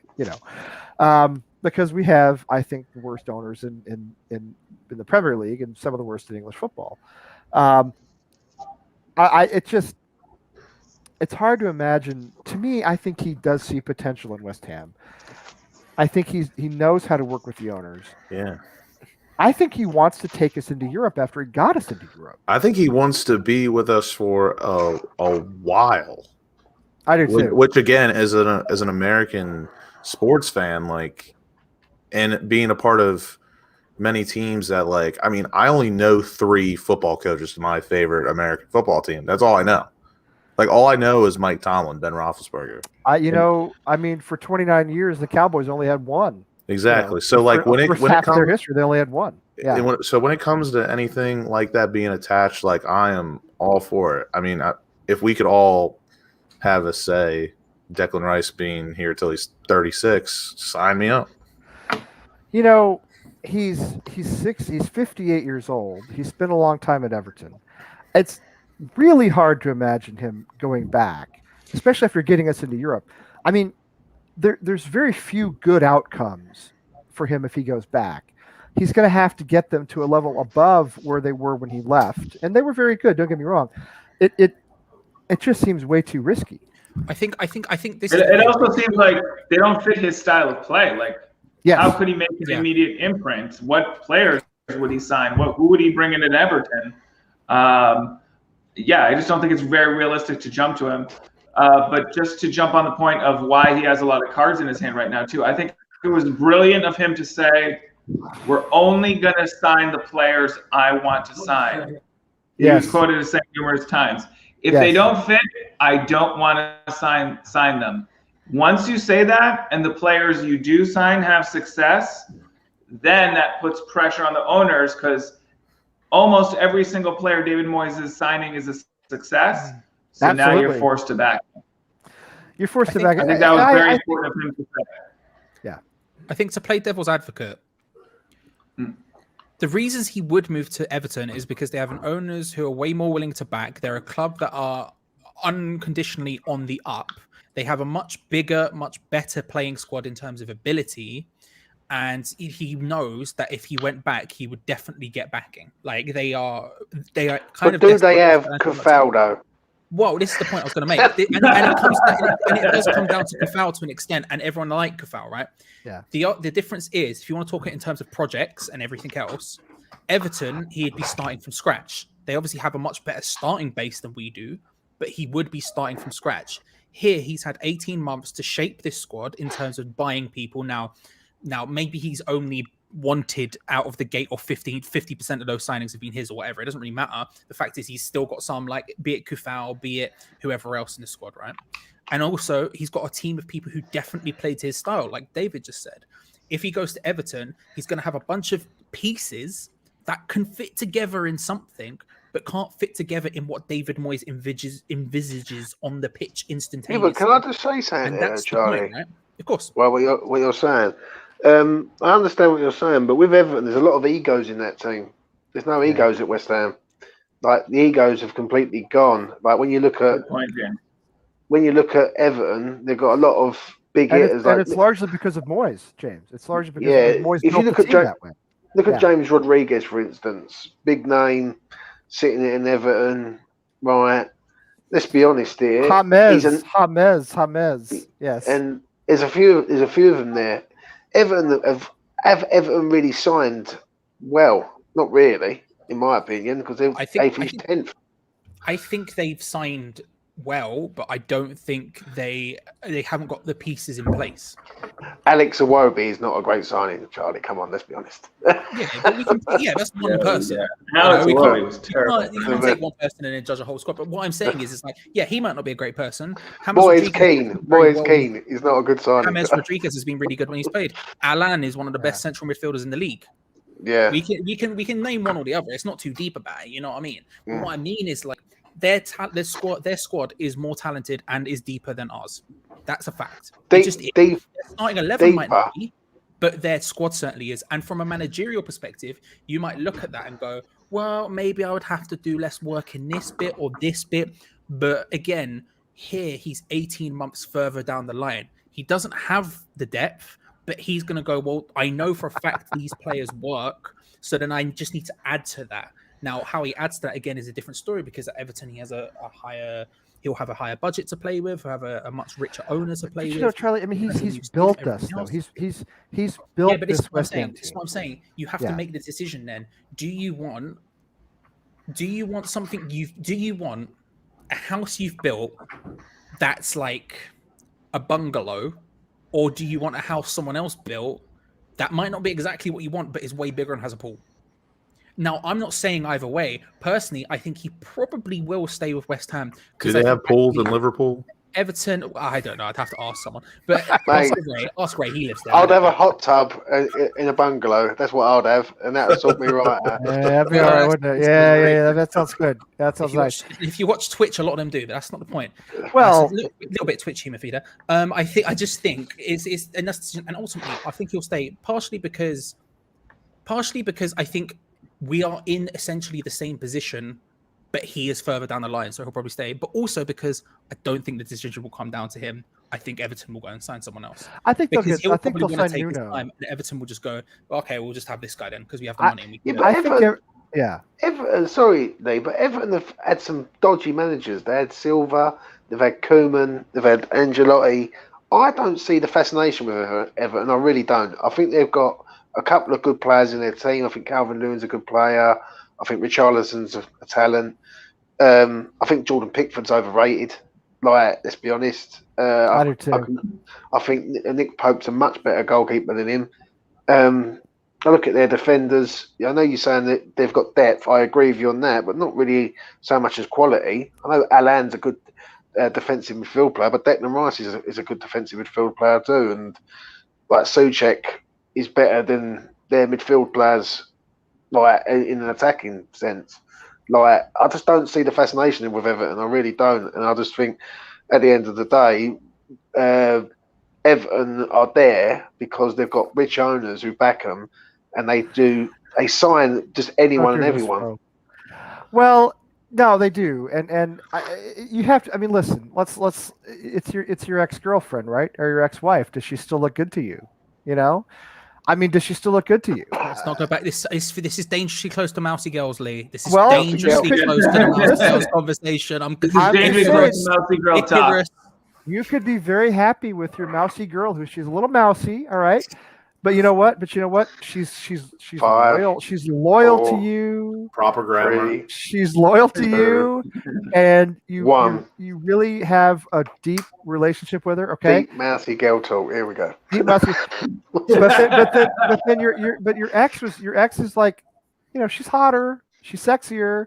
You didn't leave on the worst terms. You know what I mean? It wasn't like, you know, you kind of dumped her, not the other way around. But at the same time, it's like, but do you want to go back to that? Do you want to go back to that when you got like something new and different and something that you know is like, there's very little risk for him to me at West Ham. In all honesty, there's very little risk. You know, our standards are not that high even after this season. He goes back to Everton. There's no pressure on him at West Ham, is there, Lee? No, Let's be honest. There's not. Right. That's what I'm saying. There's no pressure. He goes back to Everton. They have a mid-table season, and everybody says, why'd we bring this guy back? We should be top 6. They want Europa in that year. That's what I mean. Let me ask everyone this: where do you see Everton as a club? In all honesty, you know, like 10th or something, wasn't it? Yeah, 10th. Yeah, but where do you see them overall with the budget that they've got and the personnel they've got? They're the ninth best team in the league. Sorry. Yeah, I thought they were a very solid club. Actually. I've always compared it to I us. see them as a competitor for Arsenal to be top 5 to top 7. I feel the same way. I think Everton are a solidly run club. I think, James, you're right. I think they've made some poor manager choices. I think they've made some poor signings. Top 5 to top 8, sorry. But they're never going to be relegation fodder. They're never going to struggle the way we have in most of our last 5 or 6 seasons, whatever it is. I don't know. I mean, I always thought Everton was a club that we could kind of aspire to be like. They're not the biggest club in their city, and they never will be. But they've established themselves as a solid Premier League club, occasional contender for Europe. I see. That's what I want West Ham to be. And they get the back. Yeah, and they get the backing when they kind of need it. So they get the backing when they need it. I know they didn't achieve much this season, but they weren't far off of us. I actually think Everton's kind of a model club in a way for clubs that size and for clubs that are the dominant club in the city. The only thing there, Lucas, is they do get backing. I agree with you there, but they get backing in all the wrong areas. Like, I agree. If we was to sort of evaluate Everton this year, probably Alan would be the only one who you could say, you know what, he's been a good signing. The rest of them, yeah, I totally agree that Iwobi signing no disrespect, Alex Iwobi from Arsenal. I don't understand that one whatsoever. Like, and there's been other ones and all were sort of gone, well, what's going on here, sort of thing. If you're, it depends how you judge them, right? Like Richarlison, they overpaid for, but you can see all of the potential in him, and he's done relatively well.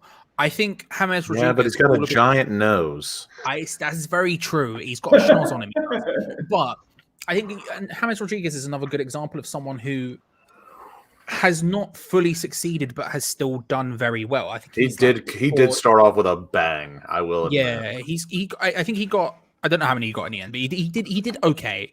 He did okay, and I think they as a club are interesting because they have the money. They're run relatively well. They've got a new stadium, which is going to be very good for them. They're sort of where we wish we were in terms of like. Yeah. They're spending a lot on players. They're trying to get in a world-class manager. Now, obviously, we've got Moyes now. But do they have Europa League, Charlie? Well, that's what I'm saying. Yeah, but what I'm saying is, no, they don't. You fail, but you still try. That's a really good. But that's a really good point. I'm trying to think of how many managers in the big European leagues who have made Europa League have then gone that same offseason to another team who didn't make Europa League without being sacked. I don't think that has happened quite frequently at all. Yeah, and it's weird because I feel as though the tables have turned a little bit. We were talking about Everton's kind of been a model club, the kind of club we could aspire to be. But James, you make a good point. Right now, it's almost flipped. I mean, we finished higher in the table than they did. We made Europa League. We did all sorts of things they didn't I think do. Charlie would agree. I think Charlie would agree with this. Yeah, that next season we will know where West Ham really are. Yeah. But absolutely, yes. Next I season, said the same thing after we made Europa League the first time, or sort of. Yep. If we finish in the top 10, like next season, then to me, I can start seeing a future of this club being a sort of top team. Do you know what I mean? If we finish 15th next season, then let's be honest, we're back to square one. Yeah. Franchise, I love it, Mark. I also think depending on where we finish is like, sorry, Lee, like depending on where we finish is like, how we do in cups. Like if you said to me, right, we finish 15th next season, but we make an actual decent deep run into the Europa League, we make an actual deep run into the FA Cup. Do you know what? I would probably take that. In the same way that I would realistically, I think we'll go out the round after. So we'll go through the group stages. I think we will get through the group stages of Europa League, but I think after that we'll probably drop out. Yeah. If we finish top half, I consider that a success. Like I would be happy with that. And it's but those building blocks to move forward, right? And it's not. I don't want success now. I want success consistently later, and I think it's good building blocks. So I'll be happy with that. As much as I don't want to see us finish 15th, obviously I want to see us challenging for Europe again, and I think we've got at least the first 11 capable of challenging for Europe every year, were it not for actually being in Europe, which will severely hinder our program. Let me ask you this. I'd like to ask this because I had to ask Charlie a minute ago about where did he see Everton. He said 9th. So where do you actually see West Ham? Everyone really, as in like the 20 clubs in the Premier League. You got to say like obviously Man City, Liverpool, Man United, Chelsea. That's your big four really. You got Arsenal, Tottenham in there, Leicester in there. Then after that, where would you sort of say West Ham's position is in the Premier League? I think top 10 easily. I think, but towards the latter part. I think we should be. I think a club our size, with being in London. I know everybody hates the stadium, but it's a big, internationally recognized stadium. It's huge. Right, it's enormous. I think there's no reason why we shouldn't be a consistent top 10 club. But except that the owners or we have are the reason. Other than that, what I mean, why shouldn't we be an Everton? Why shouldn't we be? Because of our owners. Well, right, but that's what I mean. Put almost anybody else in the directors' chairs, and we're not too far. We're not too far from what Arsenal are right now. Maybe not top 4, but somewhere between 6 and 10 on a consistent basis, and that would be great. I mean, eventually we'd like to move forward, but for now that'd be fantastic to solidify us. Just no more relegation battles, please. Or as you said, Charlie, if we're gonna have a relegation battle, let's combine it with a run to the, let's say, quarterfinals of the Europa League. You know what I mean? Let's do something in Europe and have it be. I think for me, when you look at it, you can kind of group. I think there's essentially 3 groups ahead of us, right? I think you've got the top 4. I think you've then got I'd make the argument Arsenal, Tottenham. Then you have Leicester and Everton who aspire to be in that, and then we're in that group below, which is probably us and Wolves. Yeah. And Leeds? Maybe Leeds. Leeds, arguably, yeah. I think it's the same. I would make a similar argument with Leeds than I would with us in that sort of next season we'll see truly where they sort of end up landing. But I do think Leeds have the potential to be in that group. I would only put us in the same level as Everton because they also haven't really done shit like us. But true. I guess the reason I would put Everton ahead of us is they have all of the backing in the world. Yeah. No, I agree. Well, and Everton are a settled Premier League club, and as of, this time last year, we were not a settled Premier League club. We were staring to the abyss of relegation after the shutdown and all that. Do you know what I mean? We've had too many relegation Mark, I battles. like your approach. We've had. Well, we do. We do, Mark. I mean, we Fill will when it's legal to do so. Yeah, we do fill it. That's the amazing thing. People said they wouldn't fill it, and they do. I just what I would love for us to be is a club that finishes, between 6th and 12th reliably every season. You know what I mean? So, okay, yeah, we make a run at Champions League from time. That's great. That's great. I'm not saying I don't want it to be above 6. I'm just saying if you put us between 6th and 12th every season in the Premier League, and we're never battling relegation in April and May, honestly, and we're occasionally getting into Europe, I'm pretty happy with that. See, that doesn't really bother me at all. The problem is, though, Lee, and we all know this, we're always one bad season away from having a really bad season and probably fighting for our lives. And that's exactly what I'm saying, James. If we could get out of that pattern. Yeah, I was just going to build on. I was already thinking of this, but building on what James said, I think Wolves are a cautionary tale for us. Albeit it's only been one season for them. They had a really specific strategy that worked for them, albeit in a longer period of time. They had their coach, Nuno Espirito Santos. He works with a director of football who knows good young Portuguese players. They built a system. They made Europa League. Then they just had one or two injuries that killed them, and their whole project got sidetracked. I think we have to think about our project the same way, albeit it's been in different circumstances. We have David Moyes.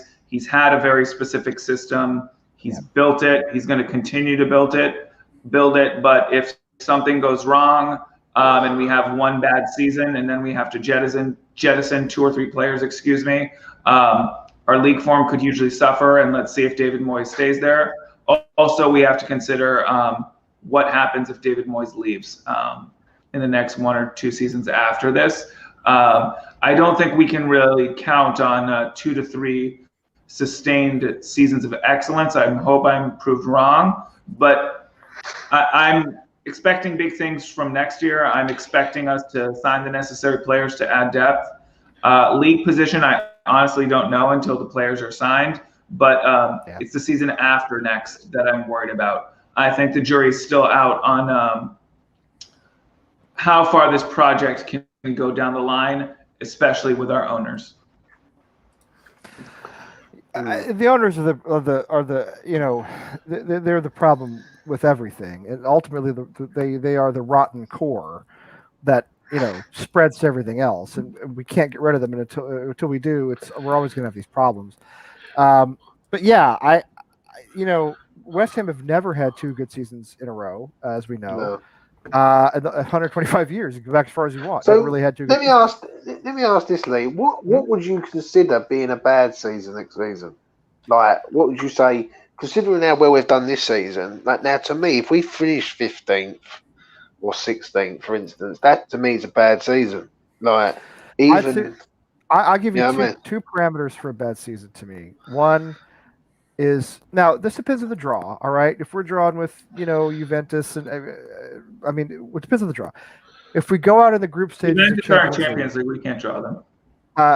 I'm sorry, not Juventus. You're right. They made Champions League. You're right, David. Anyway, my point is, if we draw the biggest clubs in Europa League, whatever they are right now, Lyon or Marseille or whatever, if we fail to get out of the group stages of Europa League, and we're in a relegation battle, which to me means 15th or lower. That's a gut punch. That's a bad season. Those 2 things together, that's a bad season. If we go to the quarterfinals of Europa League or the semifinals, I know that's kind of crazy talk, but we go there, we finish 15th. I have a lot more tolerance for finishing 15th. You know what I mean? If we go out of the group stages in Europa League, but we're back in the top 6, top 8, I can tolerate that too. If you fail on both fronts, if you fail in the Europa League front, and if we're battling relegation come April, May, and we're in the teens, the low teens, I think that's a bad season. Bad season. As opposed to a mediocre season, a bad season. I mean, I don't know. What do you think? And I'm not even talking about the cups, other cups, because I think we're not going to compete in those. I think we have to see progression at his club. Like, we have to see that stability and progression year in, year out. Like, we're too up and down. It was 5 years ago we had a good season. and then the season after that, we signed a load of players and nearly got relegated. Yep. Like it's just sort of, it's never 2 seasons the same, and basically that is an issue. I think we have to finish in the top 10 next season, and then it will break that little cycle of keep having one good season, one bad season. Do you know what I mean? The Europa League, I'm sorry, but anyone who thinks we can win the Europa League at present with the team we've got, we need massively amounts of bodies at the club, Of course, and we need a striker, if not 2 of them. I agree with that. So, like, I think anyone who thinks we can win the Europa League at present is a little bit deluded. Of course, you're absolutely right about that. But here's the thing about two. But the thing about two good seasons or another top. I don't think we could win Europa League with the squad we have. We need massive investment. We're probably not going to get. However, I will say that to me, it's a mitigating factor. If we make a run in the Europa League, we get past the group stages, we get to the quarterfinals, say something like that. I will not feel as bad if we're finishing bottom half of the table in the Premier League. I don't think that's if West Ham get out the group. If West Ham get out the group, that's a success to me. Yeah. Like at the minute, if this is me speaking on the 2nd of June. Now, if it comes to August the 27th and we've signed Crowell, we've got Tammy Abraham in our ranks, we've signed Lingard, maybe my opinion might change a little bit and say, you know what, if we can get to the quarterfinals, then do you know what I mean? Yeah, I think what's interesting as well about the Europa League is something we need to think about. And we have a video on Hammer's Chat coming out tomorrow at 6 p.m. UK time. Really? Do you really? If I finish editing it. 6 p.m. UK time, that is 1 o'clock in the afternoon Eastern time, so take your lunch break and watch the Hammer's Chat video. We will have a guide to the Europa League group stages. And what's interesting this season is... there you go. There's Frank Sinatra singing something stupid. There it is, with his daughter. Yep. See, when Lucas said "Stupid Love," my brain instantly went to the Lady Gaga song "Stupid Love" of her last album, which was a banger. Anyway, but you got to respect Frank Sinatra, bro. Don't bring Lady Gaga up in here with Frank Sinatra on the turntable. That is a creepy album art, though. This one, yeah. Well, he was a creepy dude. Yeah. The guy was a mafioso. He was not a good guy. So, just saying, like. Creepy dude. Although Lady Gaga, isn't she Italian as well? Isn't she? I know Madonna is. Is Lady Gaga Italian? I don't know. She writes bangers. That's all I'll say. She writes bangers. I think she is. Madonna is. Madonna's last name is like Ciccione or something. Make that Italian American. Okay, fair enough. But you know what? There's a difference. Oh, no, okay. I get it. I'm not trying to culturally appropriate. I get it. Yes, Italian American. You're right. I'm joking. There is a difference, but it's not as big as the difference between Irish and Boston Irish. That's a bigger difference. Anyway, I digress. Go on, Charlie. Yeah, the group stage thing. So first automatically goes through to the round of 16. People who finish second in their group go into a playoff against people who finished third in a Champions League group, and then third place in a group drops down to the Europa Conference League. So when we're talking about getting through the group stages, it's a lot more convoluted and complex than it need be. But you can drop down to Conference League from Europa League? So if you're in the Europa League and you finish third in the group out of 4, you drop into the Conference League. In the same way people in the Champions League drop into I didn't know that. Okay, that's interesting. Yeah. So all right, so we can end up in Conference League if we fail in Europa League. As long as we finish, as long as we finish in the top 3 positions out of 4 in a group, we will continue European football in some form. Right. Okay, here she is. Her name is, what can I tell you? Stefani Joanne Angelina Germanotta. Sounds about Italian. I'm thinking that's pretty solidly. That's pretty Italian. Why this matters, I have no idea. But anyway, there you go. Now you know. Yeah. Okay. I did not realize it worked that way. That you could drop down the way you could drop out of Champions League. And if you win conference, do you get automatic Europa League next year? I'm assuming. Yeah. If you win conference, you go to the Independence Bowl. Sorry. I don't know where that came from. You had to drop that in there. If you go to the Liberty Bowl, you go to Memphis for the Liberty Bowl. If you win the All-American Conference or whatever it's called. Okay, so if you win conference, you get into what now, Charlie? If you win conference, the Europa League. You get into Europa League. Okay. Okay. And if you win Europa League, does that get you into Champions League? Or Yes. it does get you Champions League. Okay, that's what I thought. See, we're never at this level, so I never know. No.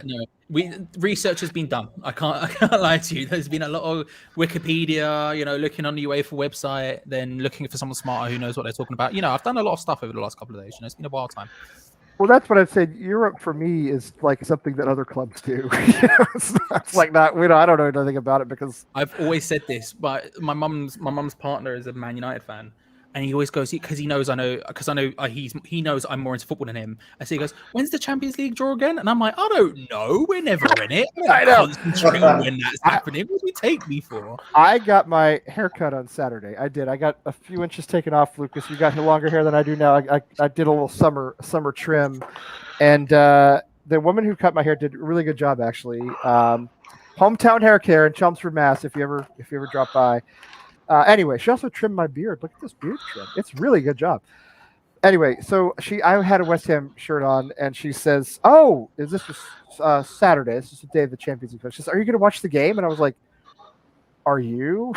Because it's not so often you hear this question. And apparently her boyfriend is a huge Chelsea supporter, and so she was going to watch the game and support Chelsea. And but it's funny because she said, "Oh, she says, are you a soccer fan?" I said, "Yeah, I'm a big soccer fan." She says, "You're going to watch the game?" And I was like, "I mean, it's not West Ham, so I don't know." I was like, "I'm not really sure. Maybe not. Yeah, I don't really. Yeah."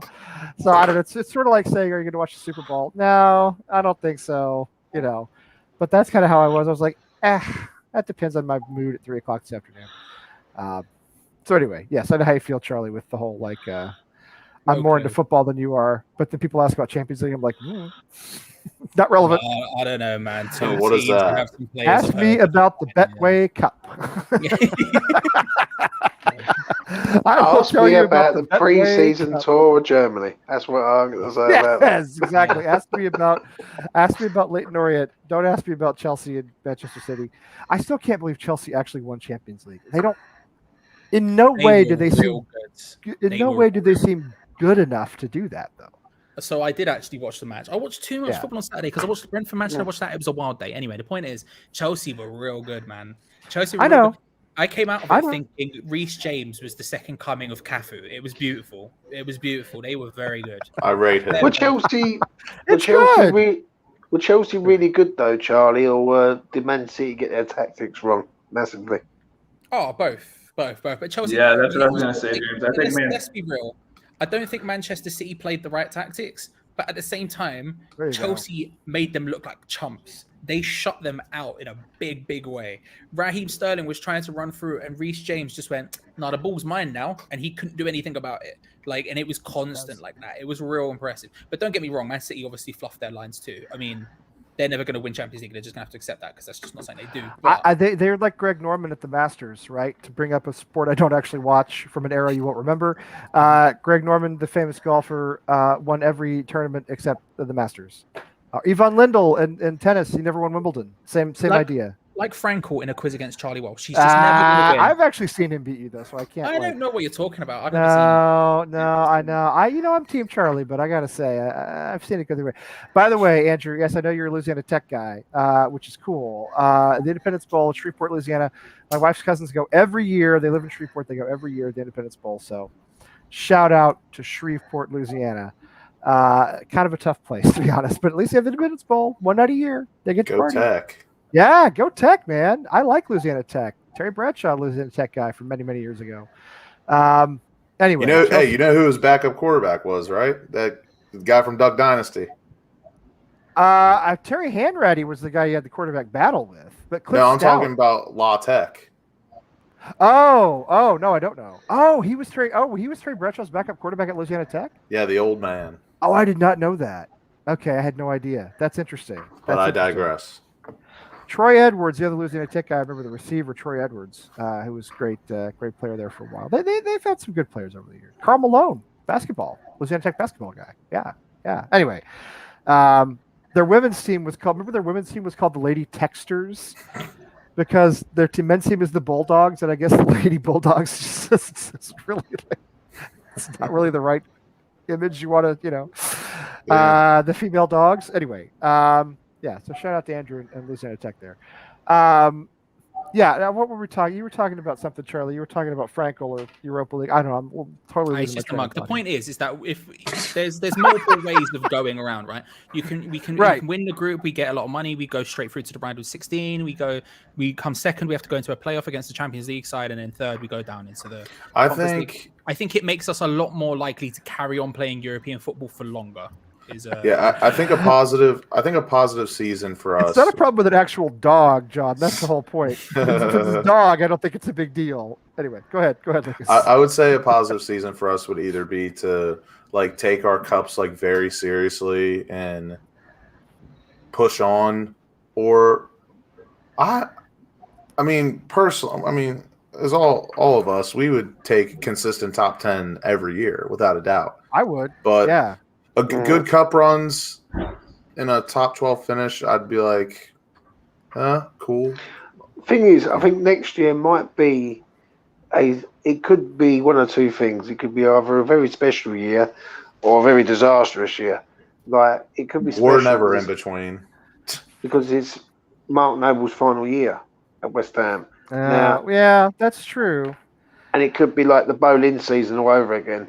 Like everyone's going to be putting it in for him in all sort of cups and things like that. But I would really love to see West Ham win something. I think we're getting to a stage. I gotta tell you, I as much as I love Mark Noble and we all love Mark Noble, I really don't think he's gonna have the same impact that Boleyn had. To be honest, I just don't. I just don't. I don't know, though, Lee. I don't know. He's going to go. Right. I would love for him. I think they're good for us. I think there's a lot of players still there who have played with him for a long time. Rice has played with him for a while. Cresswell, Antonio has, Bonner has. So there's still a few players there who respect him and will put it in for him, if that makes sense. So, and it is his final time. So I think winning something is just probably a bit beyond us next season only because we have Europa League. If we didn't have Europa League, then I could maybe see us going on some sort of run in a cup. But given those extra games early on, that probably makes the League Cup super clear. Then towards the second half of the season, where we may or may not be out of the Europa League, and the FA Cup comes around, you suspect the league will have been damaged to a point where David Moyes prioritizes that and tries to get us back up as high as the league as possible. I think it's unfortunate because, I think. It's obviously not the same, but Mark Noble will be leading us out in Europe, which is obviously a huge thing. And that was something I'm like very happy for him to get to do again, because obviously we did it before, but it was kind of whatever. In the last season he's ever going to have to see him lead the team out in Europe, and not in a qualifier against Astra Jeju or against FC Lusitanos or whoever else. The actual group stage game, probably against a team like Roma or Lazio or whoever. I mean, that's a different kettle of fish, you know. That's what I'm talking about. Roma, Lazio, Lyon, Marseille, big clubs. We will probably end up. We're going to end up drawing one of the bigger clubs because our coefficient ranking is going to be so low. I was going to say we're going to end up with. We could end up in a group of death. I think very easily end up with 100%, Now West Ham, we'll probably perform in that group of death because they're all big teams. I think we'll probably get through. If you're right, James. We'll probably get through. Yeah, I think we would, and not just because we're West Ham, because that's the style of football we play. Suits them. Get teams who are attacking. Come at us. I don't want the small teams. If we're looking for pure progress, I don't want the small teams who are going to try and defend. Nah, bring me all of the big teams who are going to roll up on us and think they're going to take it. Nah, let's go, bruv. I will boo it alongside Antonio, and he's going to make you angry. Let's do it. Let's go. I'm not scared. I'm totally agree with you, Charlie. 100%.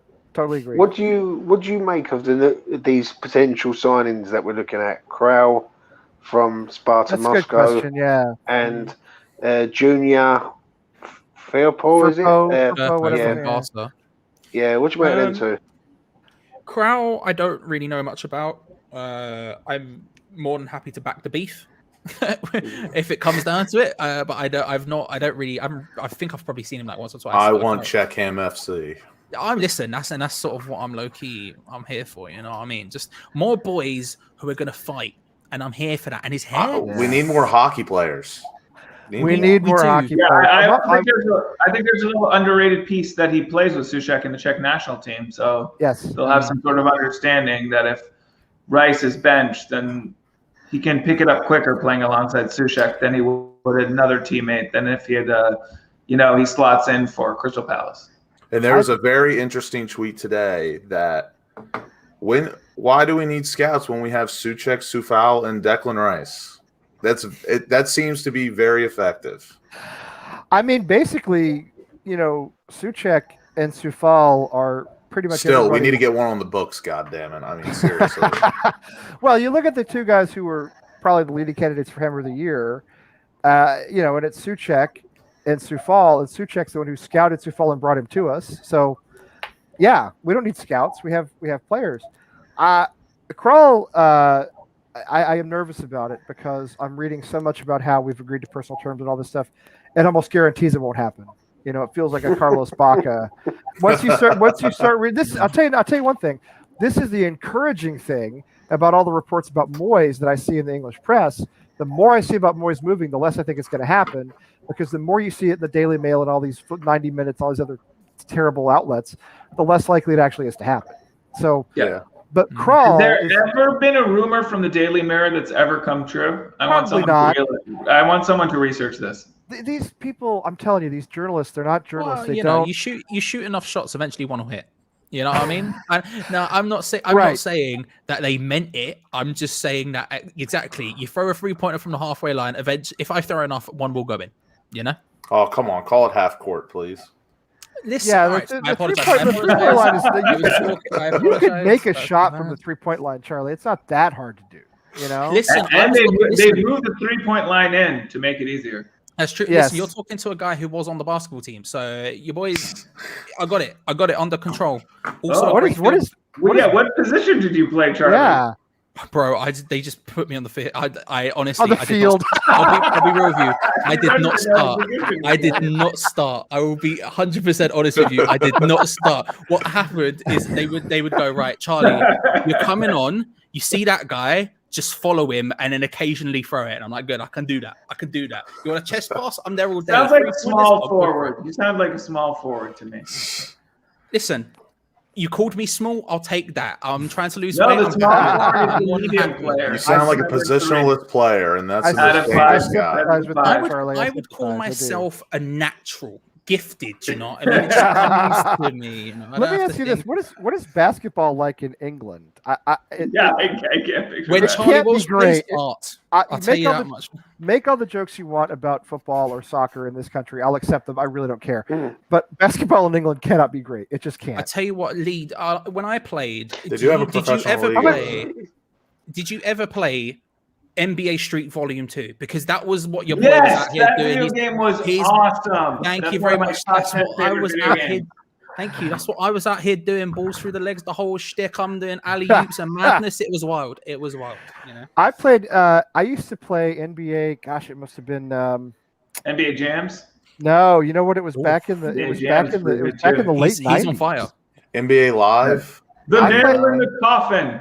I played the old EA Sports NBA game that was like NBA 99 or whatever. It was like NBA Live. Yeah.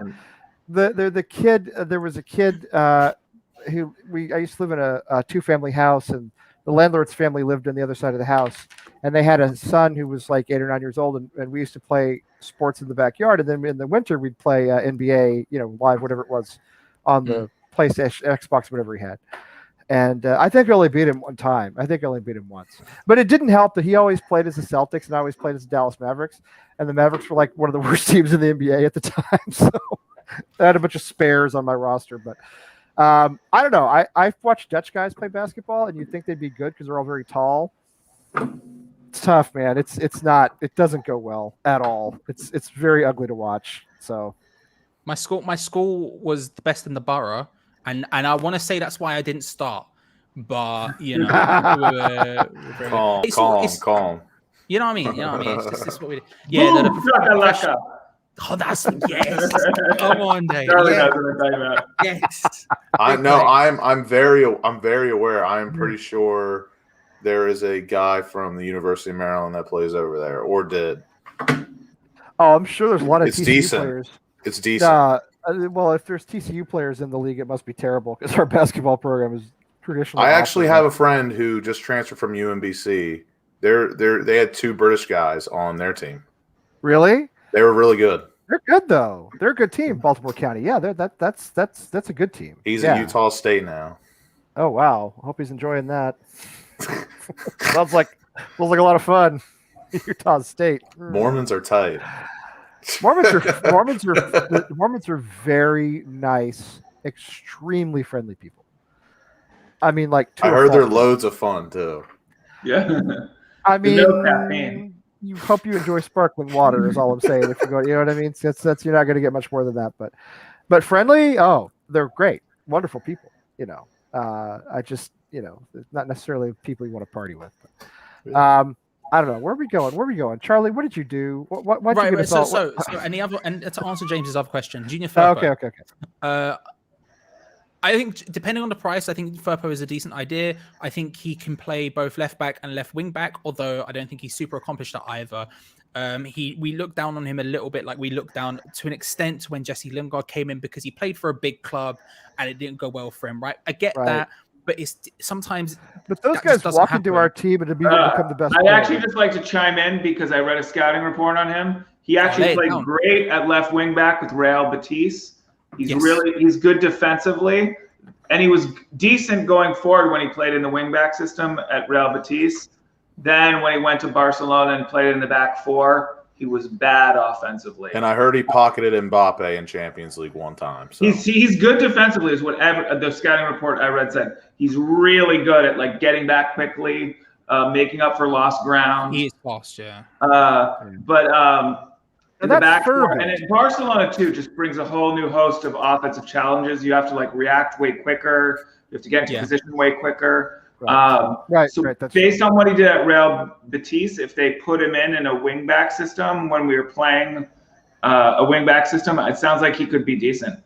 Now this is Furby. I read in the scouting report. How does he compare to Firpo? Furby was like a kind of a '90s kids toy, I think. So, do you guys have any idea? Like, could we compare the two of them? Well, I would say this. Firpo, decent left wing back, fast. Got to Barcelona once. Probably could drop back down a bit like Ogbonna got to Juventus once and drop back down. Furby is a toy from the '90s. Hopefully more aggressive. Purple. Hopefully more aggressive. Yes, there are other Furbies though. It's not just purple though. There dangerous. There are I lots remember their of mouths Furbies, being very dangerous. You put your foot, it snaps. Whatever. Well, it was probably very hazardous. I'm sure. Yeah. I'm delving into stereotypes right now, but what I find intriguing, he's a Dominican soccer player. There's not many good Dominican soccer players. He's from the Dominican Republic. That is really unusual. Dominican Republic is known for its baseball players, not its absolutely. Large percentage of Major League Baseball players are Dominican these days. Yeah, it is not a big. Football is not a big sport. Yeah, he's the only Dominican soccer player or football player of note that I can think of. Mariano at Real Madrid's also. Good shot, Lucas. Now I kind of hope we sign him. He's Dominican. That's kind of cool. Listen, we got a town, David. You know this, Lawrence, Mass. It's not too far from here. Lawrence is like 90% Dominican, literally. Yeah, Jamaica Plain in Boston is a lot of Jamaica. JP's the same way. Yeah, there's tons of Dominicans around here. We got making it striker right now. It's cool. It's calm. And they got well, yeah, right.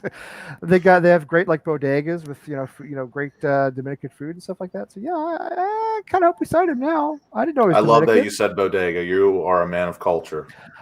That's what they call them. It's not me. All right, James. James is telling me in the chat. James has got to go. James, you got to take off. James, you got to get up in the morning or later in the morning or something. I've got to get up, mate. I've got to get a couple of hours in. But it's been a pleasure, lads, and have a good one. And I will catch up again. Pleasure as always, James. James, always good to have you on. Thank you so much. Take care, lads. We'll talk to you again soon. Yeah, we don't have to go much longer, especially. But yes, that's now. See, my neighbor, when I lived in North Andover. He went to the bodega. He grew up in Lawrence, but he wasn't Dominican. He was Mexican, but he grew up in Lawrence. And he went to the bodegas all the time. And he would say to me, "Do you want to go to the bodegas and get some food?" I'd be like, "Okay." So that's why I call him that. So I'm not trying to be like, whoa. No, I love that. That's what they are. I dream of bodegas every day. Well, they're fantastic. Now, the best part about the bodegas in Lawrence is my mother is fluent in Spanish, right? She's a native Texan. She used to teach Spanish and she taught ESL and all this stuff. And but she's like a white woman in her 70s. Okay, so she walks into these bodegas in Lawrence and she orders in fluent Spanish, and they've never seen that before. because white people up here don't speak Spanish. Now in Texas, it's pretty common to speak some Spanish. It's not unusual at all. But a white woman walks into a bodega in Lawrence and does it all fluently, and they're just like they just stare at her, which is great. And then of course, they recover and she gets her food, but it's always kind of enjoyable to watch. So yeah, I didn't know he was Dominican. I'm liking him a lot better now. That's cool. Someone said Junior Firpo sounds like a boxer. It was your boy. It does sound like a boxer, actually. Well, the whole Junior is always. I swear, I knew a kid in school whose given name was Junior. Like it wasn't something Junior; it was just Junior. You know what I mean? His actual name was Junior. Anyway, you got to cut the middleman out. Just get descriptive of it. Do you know what I mean? Well, if James is named James, then Junior is Junior. Ooh. Oh, that's a good point. Junior. Certainly, when he goes into the bodega, they're going to refer to him as. Now that's Junior. not calm. That's not calm. I love that. Santa, he's played 24 times for Barca. I mean, anybody who's managed 24 appearances for Barca can't be that bad. Yeah, certainly we need a left back. Let's go for it. Let's go for this guy. At one point, because obviously Barcelona had Jordi Alba for a long, long time, and they've sort of gone through a list of different left backs trying to find the guy who could potentially take that role. That's a Bordello. That's a Bordello. Different thing. Oh my god! You got to watch you got to watch the Springfield the episode of The Simpsons where they go to the brothel. No, it's a burlesque house. That's what it is. It's an old Simpsons episode where they go to a burlesque house. You got to watch that. Well, you can find that Karen and watch it. Okay, that's a great episode. They do a lot of musical numbers. Anyway, whatever. Charlie, you were saying something. Yeah, no, he was seen as at one point one of the potential replacements for Jordi Alba. He was playing really well. They got him in, and it obviously didn't quite work out for him at that level. I still think it potentially could, but I've been to one once, but that's it. But yeah, I think it's worth the shot. Depending on the price, I think it's one of those ones where you look at it and you go, actually, yeah, probably.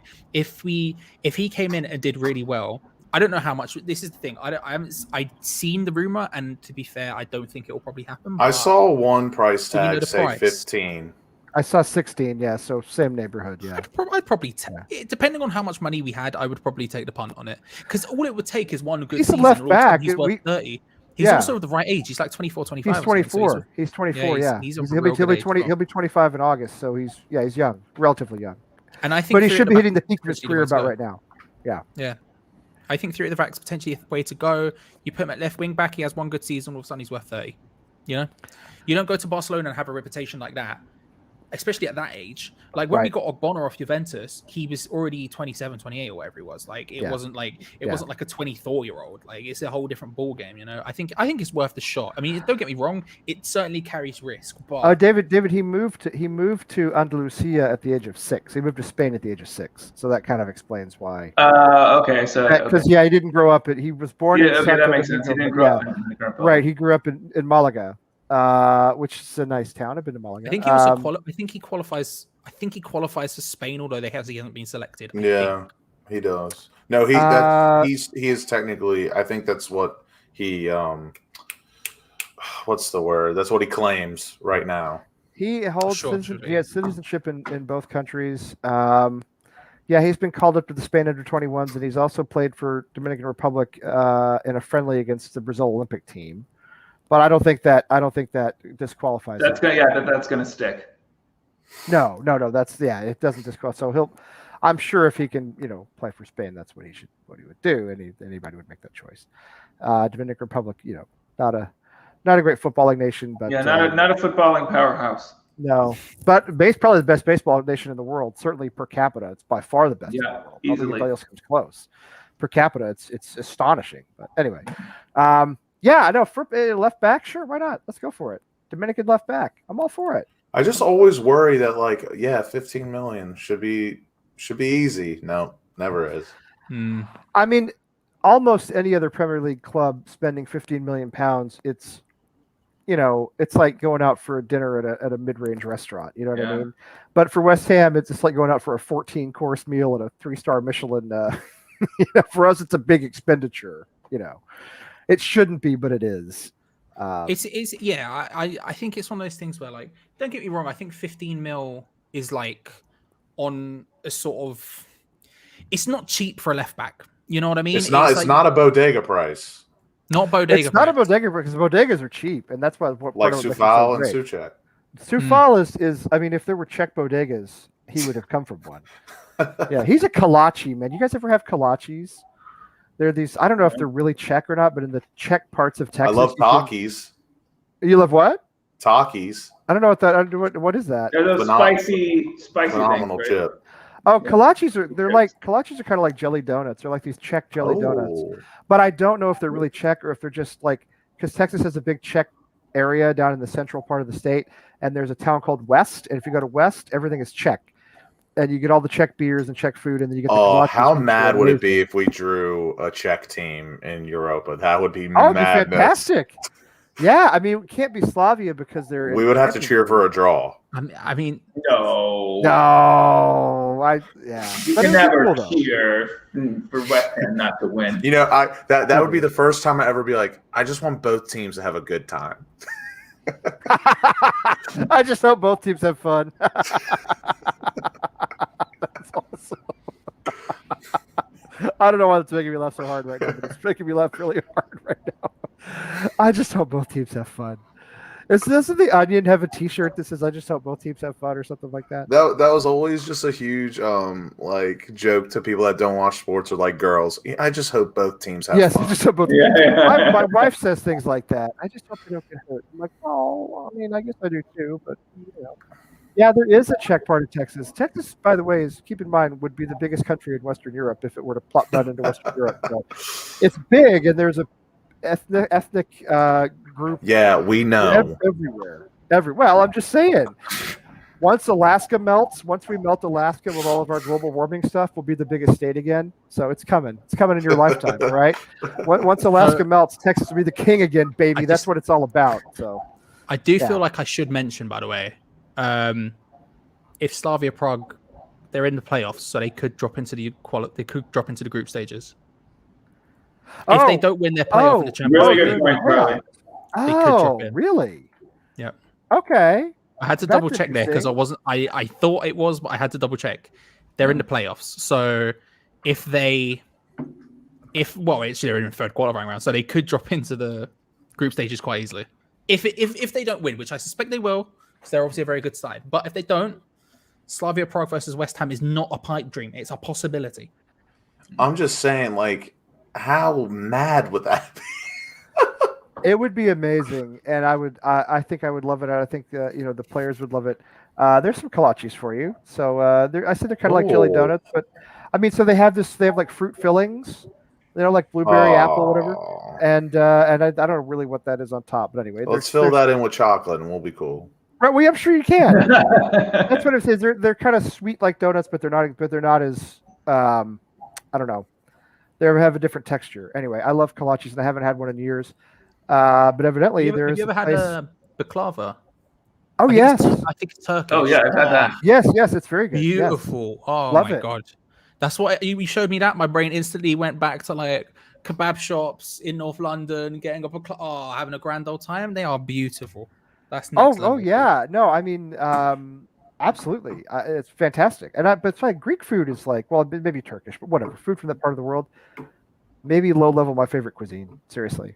I really love it. No, I love it. I do. I mean, Italian and all that's great. Mexican food is, way near the top. But Greek food, Turkish, Mediterranean-ish type food. Lebanese. Go for some Lebanese. I almost had a drunk Euro the other day.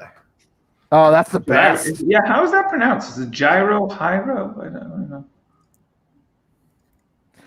I don't know. My wife says hero, but she's not Greek, so how would she know? I don't know. She doesn't shit about that. What the hell does she know? Yeah, she's been to Greece, and I haven't, so she's got that on me. But I should. I'll tell you what. There's a kid on the on Andrew's soccer team. There's a kid on the soccer team I coach whose parents are Greek, and he goes to the Greek school in Lowell, and I should ask him next week. I saw him tonight. I didn't ask him, but I'll ask him on Saturday. I'll ask him, how do you pronounce that word? Fo makes a good point. Imagine a group with Betis, Slavia Prague, and Marseille. My God. That would be. It's too much of an emotional roller coaster for Well, me. that's the kind of group we're going to end up in. You realize is we're going to end up with like the yeah, it's really good. It's really But good. Slavia Prague can only drop down after the group stage, right, Charlie? No, I think they're in the qualifying stages for the group stage. Oh, so they could make the group So stage. they could, Okay, they could drop into the thing. Yeah, I think they're in they're either in the qualifying round, they're either in the playoff round or the third qualifying round. I can't remember which. It doesn't matter either way. If they don't win, they drop into the Europa League. Okay, got it. There you go. There's the check stop in West. Since you wanted to know, there's the check stop. There's more. There'll be more. Keep talking. There'll be more. Yeah, Krull. It seems like a great signing. Everybody's excited about it, which is why it's definitely not going to happen because there's way too much talk about it. I don't know. Armstrong, the guy from Blackburn, seems to be headed somewhere else, if I'm not mistaken. Did I not read that the other day? I want to say, I feel like we talked about recently, or I saw something. I think someone said Newcastle. I don't know. Don't quote me on that. I think he originally played for Newcastle. I think that's where the confusion comes in. I'm not sure. I've heard. We'll see. We'll see. I don't think we'll end up getting him. We definitely won't get Tony now. He's going into the Premier League. No, Tony's going to stay at Brentford. Yeah. I think the striker we end up getting, and we will get one. There we go. Is either Arnautovic or someone we don't know yet. That's my bet. It's going to be Arnautovic, and we all know it. Let's just accept it now, because that's. I think it's like I think there's like a 40% chance it'd be Arnautovic. I was saying this to someone else earlier. Arnautovic is destined for Italy. It's just going like you cannot tell me you cannot see Arnautovic at a mid-level Italian club banging in like 13 goals next season. It's just meant to happen. It's destined. I can see it in my mind's eye. He could happen, and I think there's potentially been not conversations, but I think he just goes to Torino and bags 15. Do you know what I mean? It's just got that mid-teens level. It's a Serie A striker. It feels right. It just feels right. I think Sullivan's probably had conversations with his brother about like how much, what we saying, but I don't think it's any way past that. So I think 40. I would put it at like 40%, maybe less. And I think the other striker we'll get, if it's not Arnautovic, is someone we're not. Please do not mention Benteke. God. Oh, not Benteke. No. That's a non-starter to me. He looks I love jokes. I love jokes more than everyone. But that's that's not going to be Benteke. That Instagram thing was a coincidence. He's not signing with us. This is the old Czech corner. See with antiques. See, you guys are getting a little tour. This is what every building in small town Texas looks like, by the way. Yeah, and I guarantee it's 135 degrees on the sidewalk. So charming. No, it's not going to be Benteke. There's no way. I mean, even our owners wouldn't do that to us. Surely not. No comment. Surely not. I mean, no comment. Well, the bakery is kind of like a bodega-ish, I guess. And I don't know what the word in Czech is for bodega, so I don't know. Not sure. Bodega-ish. I've seen a little bit of Alex Krull though. He's decent. He's decent. Got a proper hairdo. So he does. This was my big excitement about him. He's bringing excellent hair to the club. And if I'm being honest, I think that's something we're lacking a little bit, you know? We're lacking it a lot. We're lacking it a lot. I'm not saying that haircuts are bad. I'm just saying that we haven't got much in the outstanding range. You know what I mean? Yeah. We got no Ballon d'Or haircuts, you know? And I don't know. Mark Noble's got a good head of hair. Yeah, it's okay. It's good. I respect your opinion on hair, Lucas, immensely. But I'm just saying, I do. You and I are the only ones who should really talk about this. But Mark Noble has a nice. It's not posh. It's not terrible. It's just it's a gentleman's haircut. It is a gentleman's hair. It's a solid middle class head of hair. It's not like Peaky Blinder too much. No. He's a gentleman. It's not ostentatious. It does not insist on itself, but it's appropriate and it's under control without being stiff. No, it's a nice head of hair. It's not bad. It's not bad. It's good. It's shaped. It's not got the untamed madness that I'm looking for. That's my key here. You know what I mean? I want someone who looks like they can fly in for a challenge and their hair meet them about 10 minutes later. Like it's got a madness to it. You know, it's just yeah. You know? I mean, this guy is. I'll tell you what, man. He's not super far off being a Czech Carlos Valderrama here. I mean, you know, he's got a starter kit with these curls. He could do a Valderrama thing. You know, let's go ahead and get a close up here. Yeah. I mean, look at those eyes. Jesus. I know. Well, they all look insane to me. They all look Suchek, Sufal, they all look crazy to me.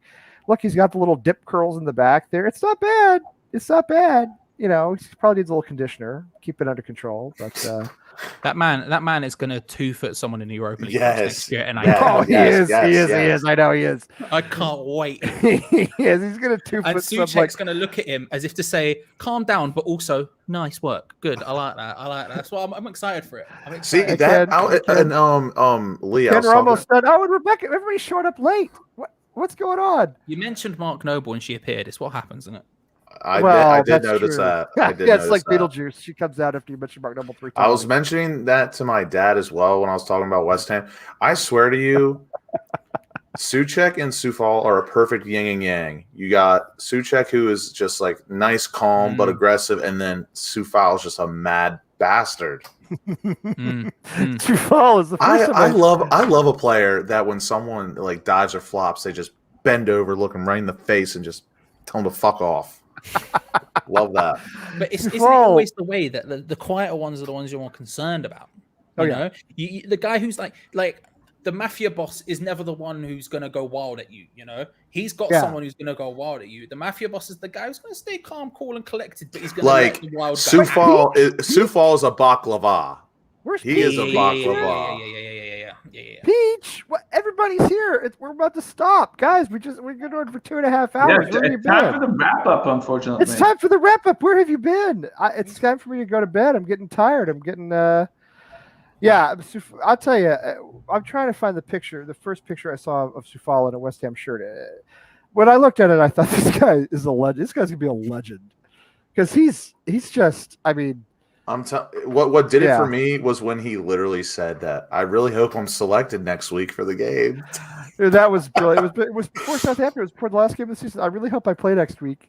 I want to play in front of the fans. I hope I play next week. Speaking of that, I don't know about you guys, but I've cried, or not cried, but I've whimpered a little bit to the Europa League video, the 3-minute video. Look at this 3 times now. I mean, is he going to kill you? Is he going to ask you for a like? Jack Grealish. Well, that's you have no idea what he's going to do. I get no I mean, what is he going to do? Is he like that was a great week on Twitter when everyone was just making up pictures of where Grealish was, and then Sufal would appear out of nowhere. That was a great week on Twitter. I mean, I can't read him at all. Like, there's no because he's a baklava. That's what I'm saying, and there's just. I mean, his eyes are a little like offset. Like this one looks a little farther to one side than this one. You know what I mean? But it's just something about his whole look. And I looked at that picture and I thought, this dude's a legend already. Like he didn't kick the ball in anger. He's already a legend. A mean spaghetti bolognese, though. I bet it's a banger. Like you look in his eyes, you're like, this is a man who knows his way around a pot of spaghetti. And he already knows what his favorite seat is on the bus. He knows what it is. He knows. Oh no, this is. But you know what? This is the one I was looking for right here. This is the one I was looking for. That's the one I was looking for. This guy. I mean, absolute nutcase. He looks like he spiked the spaghetti bolognese in that. I mean, he is psycho. It's literal vodka sauce. You know, he's like the guy. You know, like the guy in Clockwork Orange. Like they hold his eyes open. You know what I mean? That's what he looks like. He looks like somebody's got his eyes held open, like somebody's behind his head, like pulling the skin on his head back so that his eyes won't close. He's got these like, I don't know. That dude is insane. I don't want to see that coming at me if I'm coming down the wing. I'm just gonna step politely out of the way.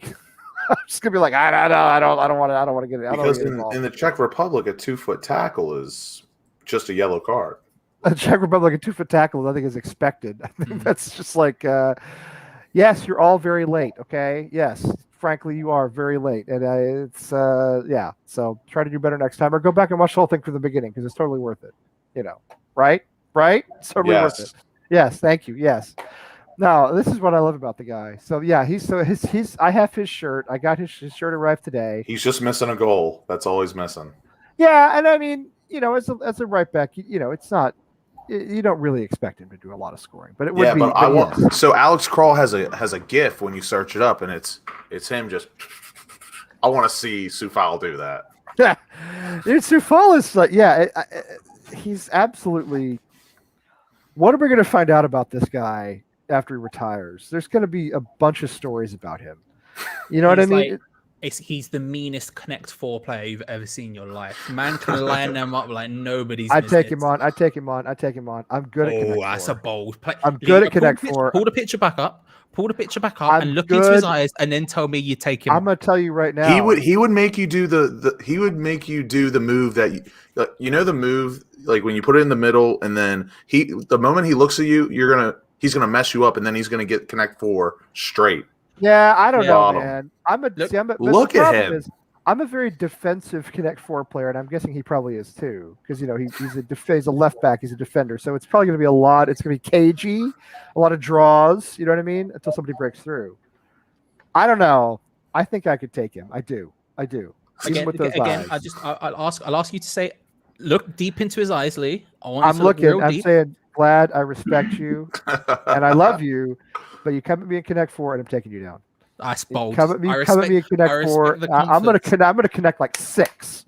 I'm gonna go off. They're gonna be dropping checkers like outside the board. Lee is now C4 baklava. Man's just going hog wild. I do.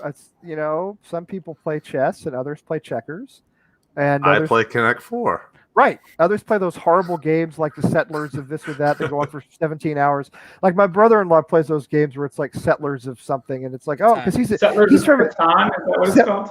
Settlers of Catan. So my brother-in-law, one of my brothers-in-law, I just know the name. He's a good dude, a really good dude. He comes from a Mennonite family in Pennsylvania, almost like being Amish. Okay, not far off. He doesn't live that way, but some of his family do. Anyway, so the guy is like, he loves like Settlers of Catan. You know what I mean? Like an 18-hour game where you go around and do stuff like search for water. I mean, that's paradise to him. I mean, I would rather. I do like Risk though. Did anyone play Risk? Ooh, Risk is not bad. No, Risk is better. Risk is risky. It's not too long. Give it 2.5 hours. Now now that it's not a board game though, you can just do it on the computer. It's way quicker. You too, Nolan. Nolan's a Mennonite. I am a little bit surprised by that. Risk is better. I'm not a big board games guy, but Risk is better. But fuck Scrabble. That's all I gotta say. And my wife loves Scrabble, and I won't play. Or no, sorry, fuck Yahtzee. Game's trash. Well, Yahtzee's not even a. I mean, that's not a game. You might as well just play craps. I'd rather play. I'd just rather play dice. Right, that's what I'm saying. Just play dice. Just go down to you go down to your local guy who runs numbers or whatever.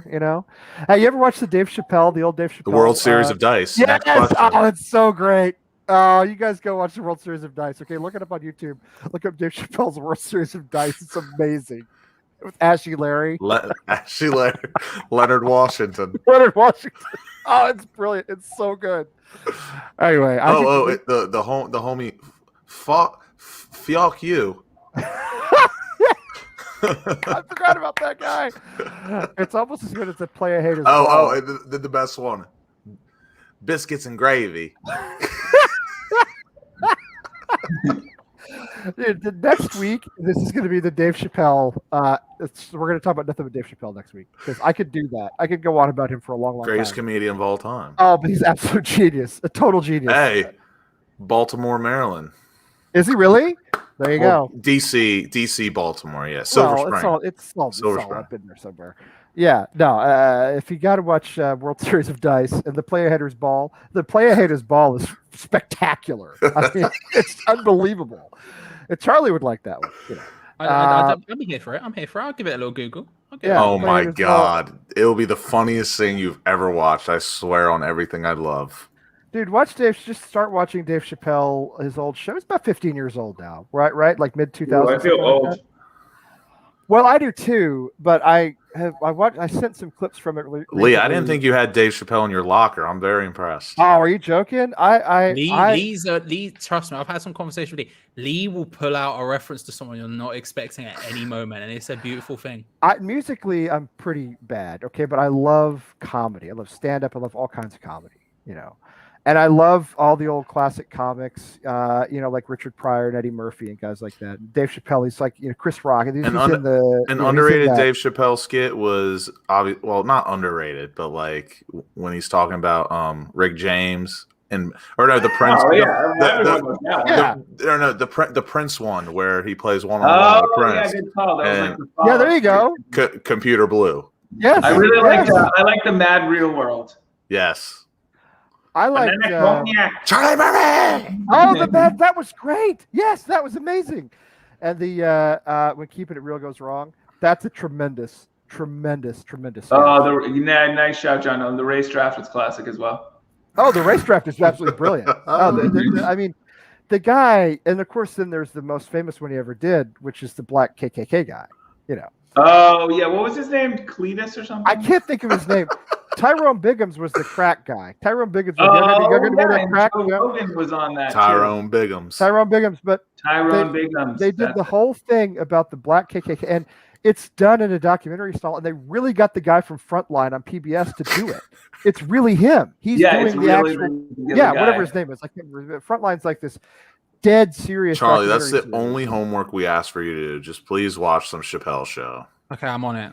I'm typing Charlie, it in now. You must do this. So Frontline is this dead serious documentary series on PBS. It's been on for like 40 years, and the host of it, whatever his name is, he's a respected guy, and his voice is very familiar. And he really does do the voice of the black white supremacist. He's blind, so he doesn't know he's black. And he's like the best known white supremacist author in Arkansas or whatever. So, but he's always hidden. You know what I mean? He's always hides himself. So anyway, I can't think of his name though. Cletus something probably. Yeah. Oh man. Now I'm just thinking. You know what? I'm not going to bed anytime soon. I'm just going to be watching Dave Chappelle clips for a while. The last one that Lee pulled out that I was shocked by is me and Lee had a conversation about half an hour about Eric Andre a month ago. Oh my god. Eric Andre is a genius. He's insane, and it's one of those. He gets to be hard to watch. Like he does. Like you all are my bro-tendos. Like Eric Andre gets to that. Actually, he goes way past that Larry David cringe level. You know what I mean? Like Larry David has a cringe level that's pretty high, but then Eric Andre's cringe levels. It's like I read an article one time. He is Hall of Fame. He's Hall of Fame. He's so my buddy Dave, a different Dave, obviously. My buddy Dave, who lives in New York, he's wants to be a comedian, and he's a marketing writer like me, for his real job. But he does a lot of open mics. He's done some paid comedy stuff. He's a huge Eric Andre fan. But I read this article many years ago about this reporter went and he smoked weed with Willie Nelson and Snoop Dogg. All right, separately. Because Willie's a big weed advocate guy, right? So he goes and he smokes with Willie, and it's like very chill. You know what I mean? It's very cool. He says he smokes with Snoop Dogg, and he like wakes up in his car in the middle of a field like 2 days later. Whatever it was, it just knocked him out. You just reminded me of favorite. That's the Larry David, Eric Andre. Larry David is like your Willie Nelson sort of like, but Eric Andre is like you're going to wake up in a field. You describing that made me realize my favorite part of the World Series of Dice when Leonard Washington looks at biscuits and gravy and goes, "Oh, I just had my, oh gosh, what was it?" I can't remember. What's the name of the guy who comes? What's the name of the guy who comes busted in? Not to spoil the whole thing, but it doesn't really matter. You the goddamn devil. Which one? Bill Burr's in that too. Bill Burr is in that. He's an announcer. He's one of the announcers. Yeah, he's like the color commentator. It's because it's like two white guys doing the World Series of Dice. It's like a basement in Queens with Ashy Larry. Is Ashy Larry the one who had to borrow the money from his girlfriend? No, he lost and he came back with his girlfriend's purse. Oh, that's right. He came back with his girlfriend's purse. He said, right. I'm back in. I'm back in. And she comes to get him. This was great. Oh wow, This was tremendous. The R. Kelly and like, oh yeah, the trial skit. Yeah, I love Bill Burr too. Bill Burr is awesome. He is a madness. Yeah, when he goes to Haters the club, wanna hate, that's the lovers one wanna piece when he goes to the love. I don't even want none of the above. Oh, nothing but good times. Nothing but good times. Oh, you English, Charlie. You just not as culturally advanced as we are. I don't know what We're else not. to tell you. It's true. No, I'm I know. sorry, It's not I'm like sorry. it's not like you've ever had any comedy. If that I anybody had to really give funny. you 2 videos to look up right after this, you have to do World Series of Dice. That is a must. This is Chris Rock, and this is a good one too. If you've never seen Chris Rock in Head yeah. Hound of Police, that's really good. That's really good. What is his name? How am I forgetting the name? The something Brady. The Wayne Brady. Wayne Brady. The Wayne Brady skit was awesome too. Yes. Wayne Brady. Where he goes out on a night with Wayne Brady. World Series of Dice should be that's your entry drug. All right, that's your you know what I mean. That's your gateway drug to Dave Chappelle. Watch World Series of Dice, and then just keep going from there. He said, "You want this money? You have to shoot me." And then another really I don't know why I'm remembering this. Another really random good one was do you remember that crappy car commercial? Okay. With Johnny Vegas, days go by and still I think of you. And there's that random girl dancing, and he's making fun of that, and he's like making fun of the girl dancing.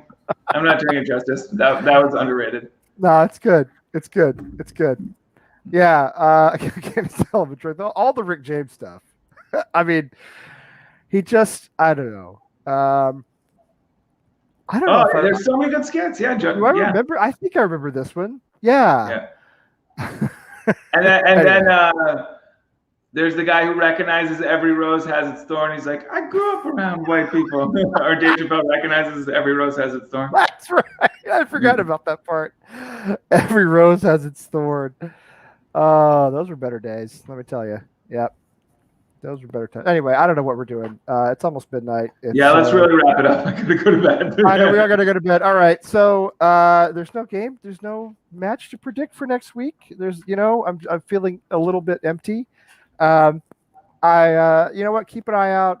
If we'll do a show next week, I really don't know. I don't like doing it. I love doing it. It's just this time of year it gets a little hairy on a lot of levels.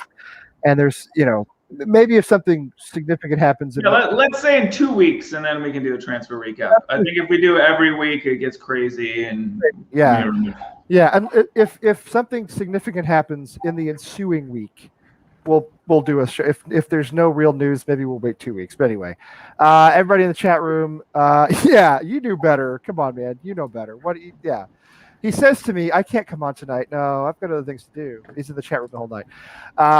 Anyway, so everybody in the chat room, even the ones who joined extremely late, it was good to see you. James was on with us. Always great to have James on. I want to say hi to Selly. I don't know if he's watching or not, but we want to get you back on, Selly. Hard-working guy, working on Wednesday nights now, abandoning us. Obviously, my neighbor David in Boston, Lucas down in Maryland, and Charlie in London. Thank you guys for being on. As always. Good to see everyone. As always. Good to see all of you. Rebecca, all of you, good to see you. And good evening, good morning, and come on, you irons. On your irons. Bye.